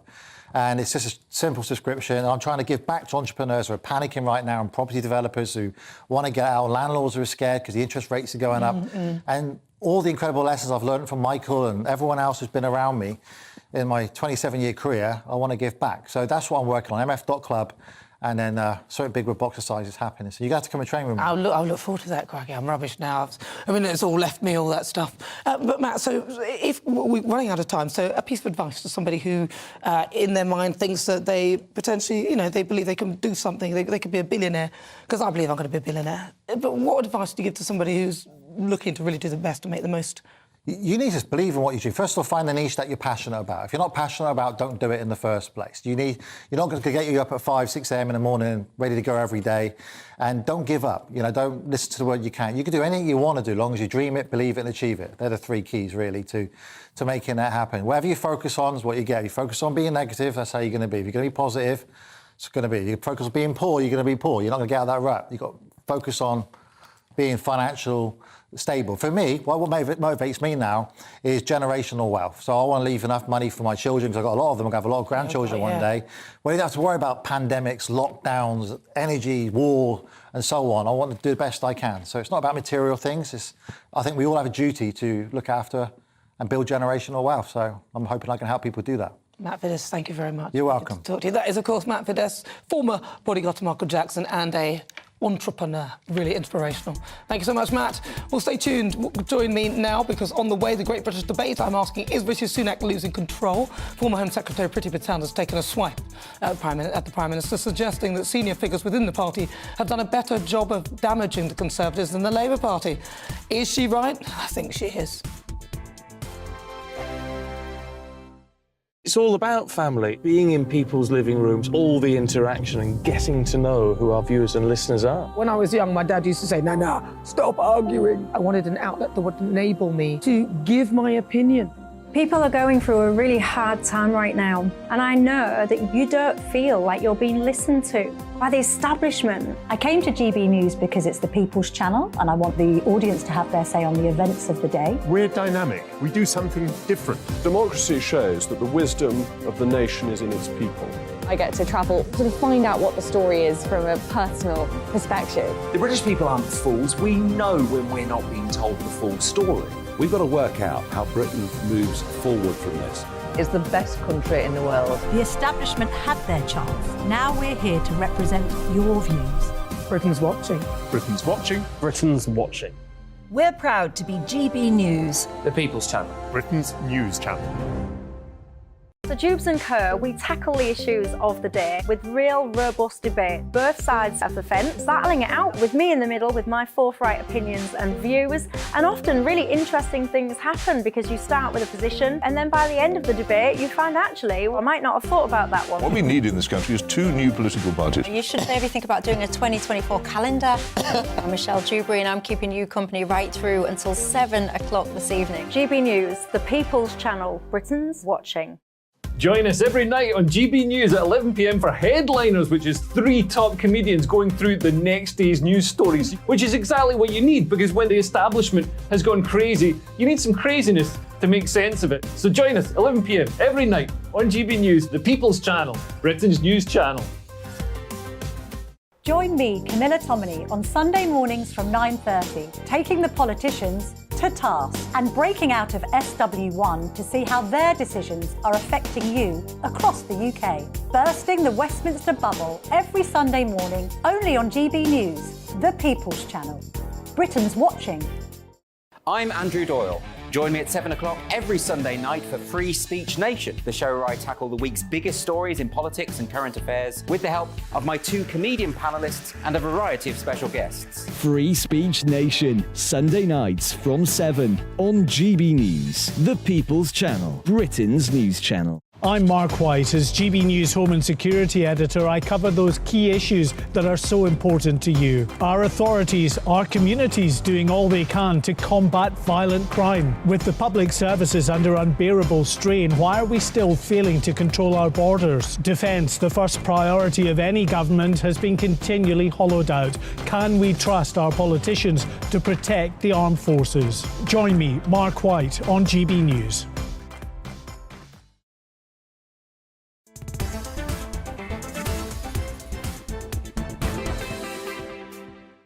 Good afternoon, welcome on board. This is GB News. We are the People's Channel. I'm Nana Akua. It's time now for the Great British Debate This Hour, and I'm asking, is Rishi Sunak losing control? Former Home Secretary Priti Patel has taken a swipe at the Prime Minister, suggesting that his government has done a better job of damaging the Conservatives and the Labour Party. She also hit out at MPs for toppling Boris Johnson. She described him as the most electorally successful Prime Minister since Margaret Thatcher, which is clearly true. He had an 80-seat majority. And moreover, the former Home Secretary also slammed the party's economic policies, claiming that the public expect the Tories to keep taxes down, which is currently they're failing to do. So this comes after the Prime Minister scrapped only 600 over the 5,000 EU laws, angering ardent Brexiteers within the party. And that's not to mention Sunak's position on immigration, and he has vowed to house asylum seekers on barges as a solution to the ongoing crisis. I mean, with heavy losses in the recent local elections, as well as Sunak's position looking somewhat more precarious, what do you think? Do you think that he's losing control? So for the Great British Debate This Hour, I'm asking that very question. I'm joined now by Stephen Pound, former Labour MP, Sophie Cochrane, former political commentator, political commentator, and Lois Perry, director of Car 26. I'm going to start with you, Sophie. Do you think Rishi Sunak is losing control? Well, in a sense, there's no way of getting around this. The Conservative Party is facing a disaster, and going into the next general election, the thing is, it's not just about losing the next general election and it's OK, we've lost, we can rebuild in 5 years. The fact of the matter is, what Labour have looked to bring in is voting for 16 to 18-year-olds, voting for potentially EU citizens, voting for migrants, and, of course, proportional representation. All of those things together means that not only will we lose, we will be locked out of government forever. If the Conservatives lose the next general election, there will be no more Conservative Party, and that is just a fact. We are finished. We are done. However, the problems that we have, and what I saw in the local elections, because we got battered in Thurrock, I'm going to be honest, we did, but I was on the doors, and people aren't enthused by Labour. They're just angry at the Conservatives. So Labour haven't won anything. We have just lost. And that means, however, that all we have to do to win is put the things that are wrong right, which is perfectly able to do. So Rishi... Do you think in a year? Yeah, I think absolutely. You have to come down on the taxes immediately. If you start cutting taxes, if we stop the war on drivers, and most importantly, the big factor here is Labour have refused to rule out a coalition with the Lib Dems, which means, in a sense, if you get Labour, you get Lib Dems. If you get Lib Dems, bye-bye Brexit. And that's as simple as that. Let's go to Stephen Pound. Stephen. Hello there. Good afternoon. Look, isn't it wonderful to be the token male on a platform? It's quite unusual. Look, you'd have to have a heart of stone not to have some sympathy for Rishi Sunak. I mean, he goes down to St Mary's to watch his football team, Southampton, yesterday. Yeah, they lose to the mighty Fulham and they're relegated. And while all this is going on, meanwhile, in Bournemouth, there's shenanigans at the seaside, where you've got this whole group of refuseniks and irredentist Tories actually coming up with an alternative policies for him. So look, it's very, very difficult. I think once you lose control of your own party, and Lord alone knows, I've been in the Labour Party since God was a little boy. I mean, believe you me, I know what it's like to lose control of your own party. He's in real trouble there. And I think, honestly, some of the stuff that we've just heard, nobody's suggesting about giving votes to immigrants, and nobody's suggesting at the present time, we've got a war on motorists or any of those things. Look, I understand the Labour Party needs to put out its sword. No question. Have you read the papers? He is suggesting just that. He is. Lois Perry. Yeah, I mean, I was part of the shenanigans that were going on in Bournemouth last night. So I don't know what you've heard, Stephen, but yeah. So Rishi Sunak has absolutely no mandate. He's uninspiring. He is massively pro-net zero. There's so many things wrong with him. He has a globalist agenda. He has no connection whatsoever with Conservative Party members who didn't vote for him. Well, actually, he's overthrown almost twice two people, Boris Johnson and Liz Truss. Liz Truss, sorry. So there's no mandate. The party are so angry with him, and there are almost two Conservative parties at the moment. There's a real Conservative Party that want low taxation, pro-business, low corporation tax, and then there's this sort of globalist plant that's in number 10 at the moment. But I don't know what to say, because I think Labour will be so much worse. So am I really advocating putting a new leader in? I don't know what the answer is. I really don't. Reem. This is part of a wider ideological struggle within the Conservative Party. And we saw this, play out during the leadership election of last year. It's why I supported Liz Truss during the leadership election. I believe that she was that free market maverick that we wanted. But unfortunately, she failed. And at the moment, what we're seeing is the establishment figure, Rishi Sunak. He is part of the establishment. And he's propped up this establishment policy. We've got the highest tax burden in 70 years. We've failed to build enough homes so that young people can afford their own homes. We've got huge amounts of regulation and red tape. We've got corporation tax back up to 25%. By the way, 50% higher than Ireland, which is why we're seeing companies like AstraZeneca go over to Ireland, where there is lower corporation tax. So this is part of a wider ideological struggle. We really need to figure out what the party stands for, and I hope that is low taxes. Well, Reem, you look like you're there at a swimming bath. Is that where you are? So I'm a teacher. I don't think that's an argument to remove the Prime Minister there. And this is the problem that we have, is that we had a local election, but are the defeats really Rishi Sunak's fault, or is it because the voters didn't really have a choice before that to make their voices heard? There's no way he's going to win the next election, Rishi Sunak. I disagree. I think it's perfectly within our control. And I also think that, first of all, Stephen, with the greatest respect, the people there at the conference last night, I was the speaker there, we weren't a bunch of refusing nut jobs, and it wasn't a bring back Boris celebration or whatever. It was purely about saying that we want to bring back democracy into the Conservative Party. So there are thousands of activists that spend their time putting leaflets through doors and knocking on doors, get the voice that they heard. But in terms of Rishi Sunak, the real reason we are in the chaos that we were, and the real reason why we faced complete wipeout in the local elections, was because we continually got rid of leaders far too soon. The second The Guardian had something to say, the MPs in the Conservative Party would freak out and get rid of a leader. We cannot do that again. Sophie, Rishi will take us back into Europe, but the problem is Keir will take us back into Europe quicker. So you really do have two evils, one's the lesser. I don't think so. I think we've got everything in our stride for the next general election, because let's be honest, Labour have no plans. They've got a war on drivers. Firstly, I would never use the expression nut jobs. I think that's demeaning and insulting. I called you a bunch of refuseniks, no question about that. I know Conor Burns, I know Stuart Jackson, I know these people. I'm quite friendly with many of them. I wouldn't. But the second thing is, if anybody thinks there's the remotest chance, like cat in hell's chance, of us rejoining the European Union, then they really are living in cloud cuckoo land, or whatever the equivalent on Bournemouth beaches. That is simply not going to happen. Can you honestly imagine the rest of Europe actually saying, oh, yes, welcome, come back in? Can you imagine Spain saying, we're not going to demand Gibraltar back, but you can come back in anyway? They're not going to let us back in anyway. So can we but we haven't really let That's not going to happen. Reem, final word to Reem. 30 seconds, Reem. I was going to say, I think Stephen's right about this. There is no chance that we will rejoin the EU. That's total conspiracy theory stuff. What we really are looking at is this ideological struggle. The Conservative Party don't know what they stand for. And I think we've really got to think about what the future holds. If we want any chance of winning the general election, we've got to cut taxes. OK, well, listen, thank you so much for that. Reem Ibrahim, political commentator, Sophie Cochrane, political commentator, Stephen Pound, former Labour MP, and Lois Perry, director of Car26. Those are their thoughts. What are yours? You're with me. I'm Nana Akua. This is GB News on TV, online and on digital radio. Coming up, we'll continue our great British debate this hour, and I'm asking, is Rishi Sunak losing control? You'll hear the thoughts of my panel, broadcaster and columnist Christine Hamilton, also broadcaster and journalist Danny Kelly. But first, let's get your latest news headlines.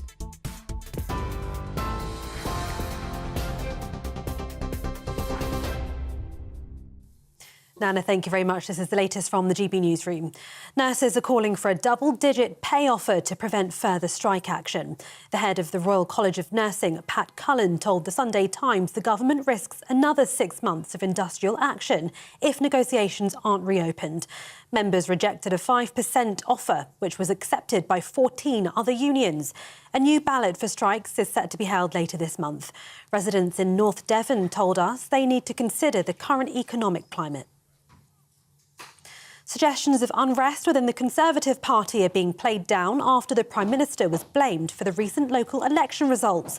Rishi Sunak is facing criticism after nearly 1,000 councillors were lost and the decision to scale back post-Brexit plans to scrap EU laws.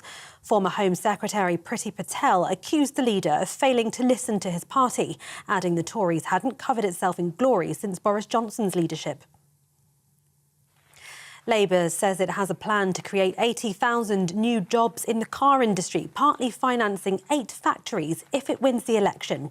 It'll also help power nearly 2 million electric vehicles. The party says the proposal will see the West Midlands benefit from 28,000 jobs and 11,000 roles will be created in the North West. And counting's underway in Turkey to establish who will be the country's next leader. Voters have been deciding on whether President Erdogan, who's been in power for 20 years, should be re-elected. Opinion polls ahead of the ballot gave his main rival, Kemal Kılıçdaroğlu, a slight lead. However, a clearer indication of the first round result is expected this evening. TV, online, DAB+ radio and on TuneIn. This is GB News. Now it's back to Nana.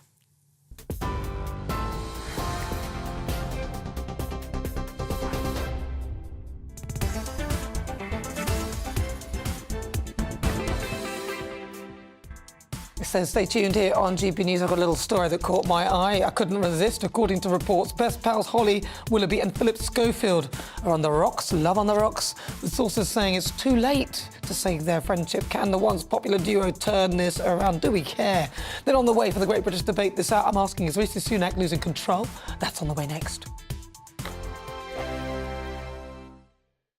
I joined GB News because I was sick and tired of not hearing my views being represented, not just mine, but so many people that I knew and spoke to. I just couldn't get my voice out there. I couldn't say anything. I couldn't do anything. Whatever the narrative was, I kind of had to follow it. GB News is there to provide a voice for those who have been ignored by the establishment media. We think different things, we've got a different style. GB News is here to be optimistic and positive about the future. It's real kind of dynamic and flowing, with the audience very much at the heart of it, like a big family. Here at GB News, we talk about the things that matter to you. Hearing the voices from right across our towns and cities, especially our towns. All sides of the argument represented with a heavy dose of opinion. We're on a mission here to make a difference. And the GB News family really is here for you, and whatever time of day you can watch or listen. Britain's watching. Britain's watching. We're proud to be GB News. The People's Channel. Britain's news channel. Westminster is going around in ever-decreasing circles, followed by the media. Britain is broken. How on earth did we get into this mess? But more importantly, how do we get out of it? Join me at 7 p.m, Mondays to Thursdays on Farage. Here on GB News, we will have open, rational debate. We've got to work out how Britain moves forward from this. Join us here on GB News, the People's Channel. Britain is watching. You've probably seen politicians interviewed 1,000 times, but we do it differently. We find out who they really are, we don't shout, we chat, and hopefully we bring a bit of light, not just heat. Did you know Kate Moss? Apparently. Do you have a pair of jeans or a pair of jeans? No, of course I don't. What would I do with them? My friends are like, oh my God, what's she doing now? Join me every Sunday at 6 for Gloria Meets, only on GB News. the People's Channel, Britain's news channel. I'm Simon Evans. Join me on GB News for Headliners at 11 p.m. What's the scoop? I'll be joined by two of the country's top comedians. That's right. As we take a look at tomorrow's newspapers tonight. We're going to get into trouble. If it's a big story, we'll be covering it. Spill some tea on him.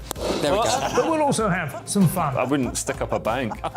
My father didn't love me. So anyway. Headliners every night from 11 on GB News, the People's Channel, Britain's news channel. Monday to Thursday, 9 p.m. till 11 p.m. Join me, Dan Wootton. I'll bring you the sharpest takes and hottest debates. Do you not believe in prison? I don't believe in prison. I'm completely stunned. I guarantee you there'll be no spin, no bias, no censorship. I actually was personally quite offended by it. And no reason to go to bed. So I guess they've always been quite woke. That's Dan Wootton tonight on TV, radio and online. Monday to Thursday from 9 p.m. till 11 p.m. on GB News. The People's Channel, Britain's news channel.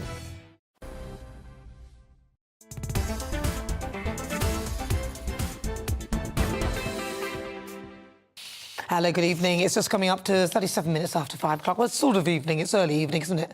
I'm Nana Akua. This is GB News. We are the People's Channel. We're live on TV, online and on digital radio. Now we return to our Great British debate this hour. I'm asking, is Rishi Sunak losing control?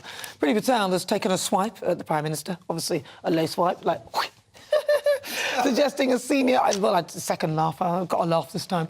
Suggesting that senior figures within the Tory party have done a better job at damaging the Conservatives than the Labour Party, which I believe is true. Now, the former Home Secretary also slammed the party's economic policies, claiming that the public expect the Tories to keep taxes down, which isn't exactly what's happening. It also comes after the Prime Minister scrapped only 600 of the 5,000 EU laws, and that's not to mention his position on immigration and his vow to house asylum seekers on barges as a solution to the crisis.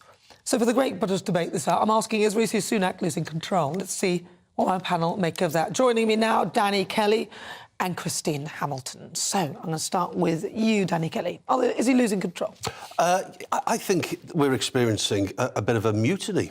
I really do. Do you think, again? I think we are. They're not doing it again, are they? Yeah, and, you know, was he voted in by the great British public? Of course he wasn't voted in by the great British public. And, Not even by the great Tory members. Exactly. No. So that's his fundamental weakness. Well, he was installed. They installed him, didn't they? And that is the chink in his armour. That's his Achilles heel. And that's what people like Priti Patel are going for, the fact that he is without a mandate.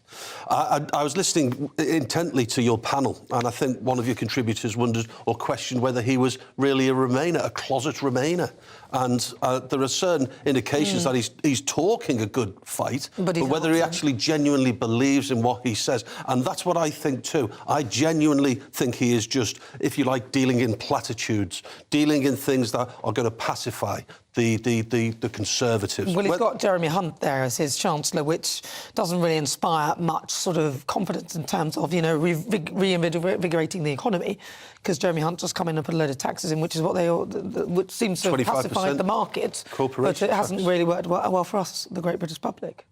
Well, I mean, obviously, Rishi, in terms of our democratic system, he is democratically legitimate because he is the leader of on that basis. But as you said, he doesn't have the support of the Tory voters. He's never been elected in his own right, and people feel that. And I think the Tory grassroots feel heavily that they voted for somebody else twice, and over their heads they've got Rishi, and they don't like it. And the right wing of the Tory party, who were gathered in Bournemouth, was it only yesterday, feel that he is letting them down. He's betraying them. I've had to write them down, what these things are that they have promised to do: halving inflation, growing the economy, reducing the national debt, cutting waiting lists and stopping the boats. Those are his pledges, and there has been precious little performance on any of those. That is the trouble. And of course the Tories, people are panicking because they can see the election getting closer and closer, and although Starmer is about the most unexciting man on the planet, all he has to do is steady the boat, keep his left wing down,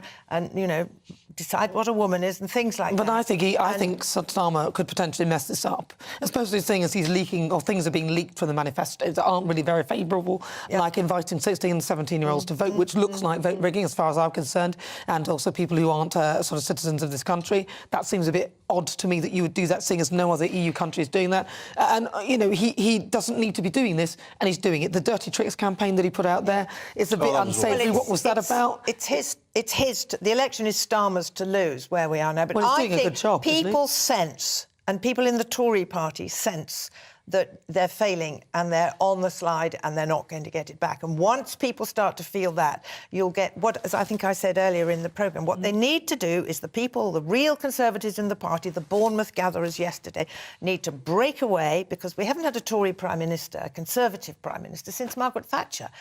And Rishi is certainly not Conservative in the sense that I understand Conservatives. And I wonder whether Priti Patel, sorry to interject, right. whether she will be internally disciplined or disciplined internally, if there's a subtle difference, a nuanced difference. I'm sure there is.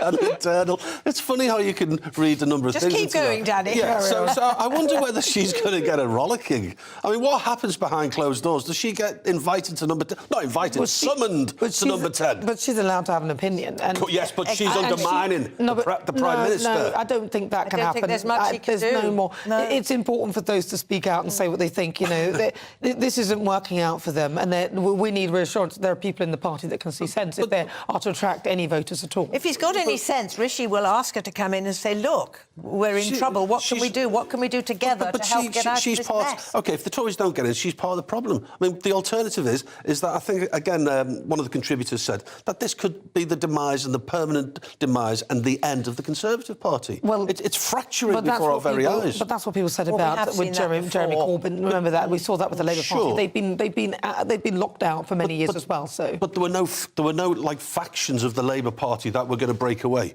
Now you've got the Reform Party, you've got Conservative MPs and no doubt voters who are going to. Why are you laughing? Well, this is making me laugh that they're breaking themselves up. I mean, this is what I mean. They had an 80-seat majority. I know. They don't need to be in this position at all. How they've done this is because they didn't need an opposition. They were their own opposition. It's hilarious. And then they fought within themselves, and now they got rid of one leader and another and another. They just did not listen to the British public. They ignored us. They didn't do anything for us, and now we are where we are. Keep banging on about Boris Johnson too much as well.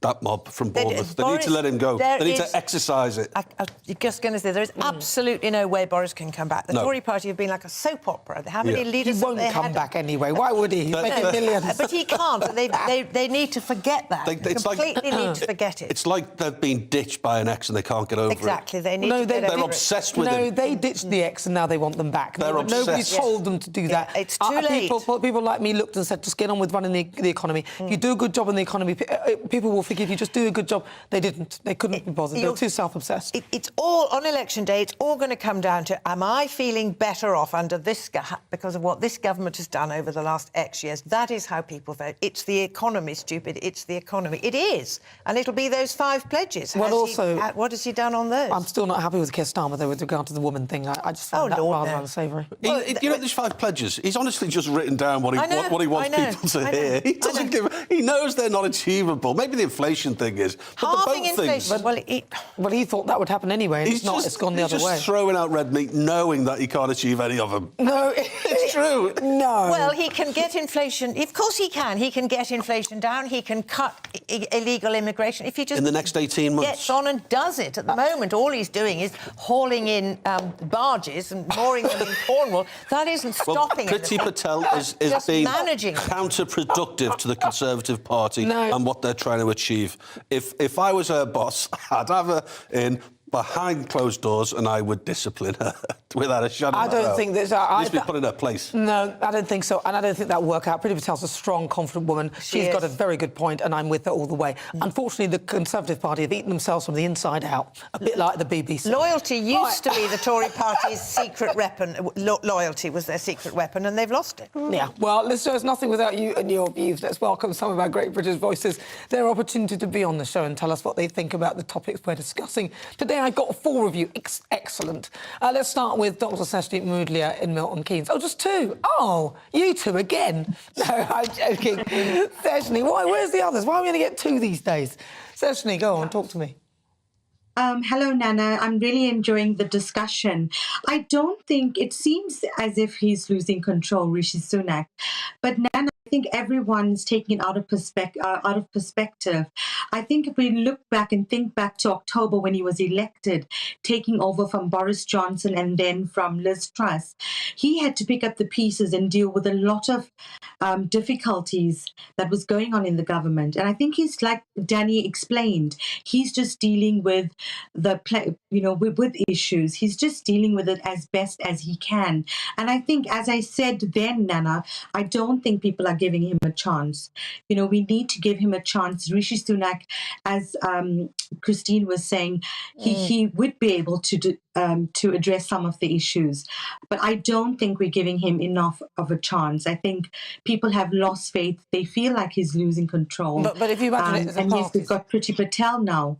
Well, you imagine it as a party, though. But Seshni, if you imagine it as a party, and they've been there for 13 years, it's difficult to give one individual a chance when they've had all this time to do that. Let's go to Alan McNeely in Grimsby. Alan. Good afternoon, Nana. The question might be, did he ever have control, Nana? I mean, that's the thing. I mean, they've got themselves in such an almighty mess that I don't know that they can ever get themselves out of it.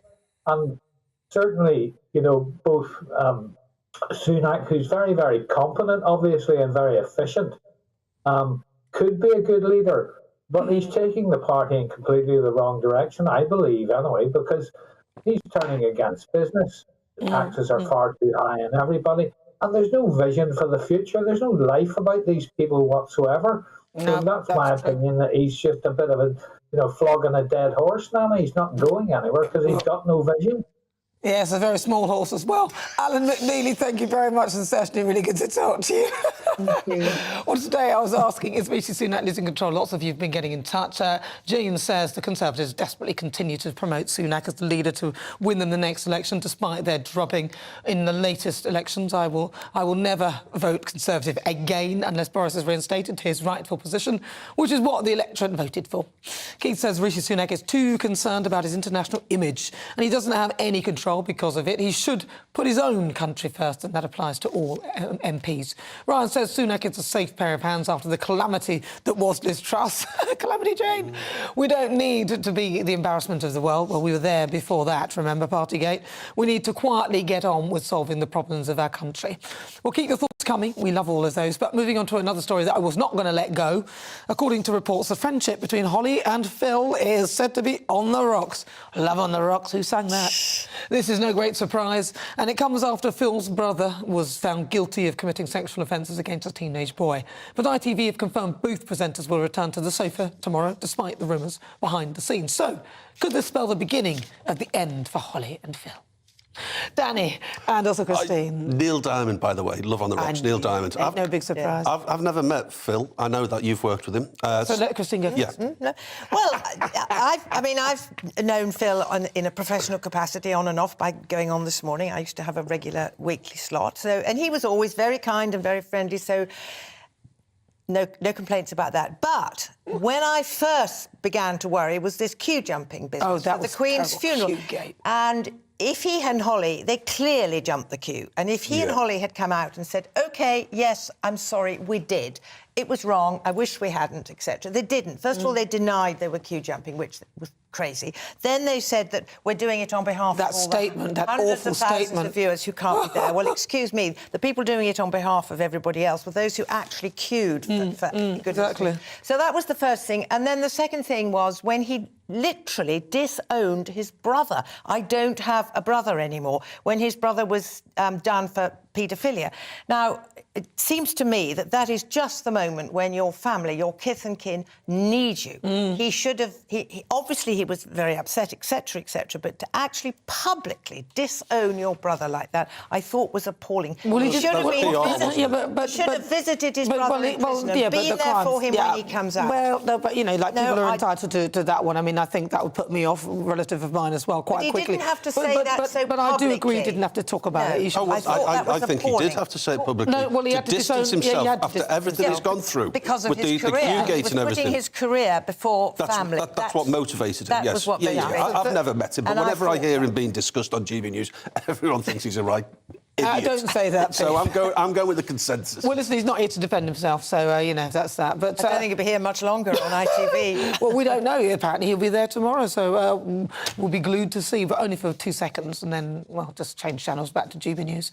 Now it's time for Supplement Sunday, where my panel and I discuss some of the news stories that caught our eyes. So I'm joined now by author and broadcaster Christine Hamilton, also broadcaster and journalist Danny Kelly. Danny, let's start with you again. Well, if ever there was a reminder not to go to Egypt on holiday, but besides having an armed guard get you from the airport to the hotel, having a fella behind reception with a machine gun to protect your life, there's also the mosquitoes to worry about. British families' Egyptian holiday from hell as they suffer horrific pus-filled giant mosquito bites. They are, I've seen them, they're the size of my thumbnail. Horrible. Trails of vomit, a 6-man punch-up and a dead dog in reception. Once again, my advice is to not go to Egypt. Why? Just because of the mosquitoes? No, but also it's such a violent place. You have to have armed guards at reception. Really? I didn't know that. Some people go to Egypt and say it's a lovely place. Well, some people enjoy it. Don't forget also, have you ever been to Egypt? I wouldn't go out of principle because I don't want to go anywhere where you need an armed guard protecting your life. So I'm sure it's not all like that. I don't know. No, I think you're probably being unfair. It's a bit over the top, isn't it? Come on. Where'd you read that from? What's that in?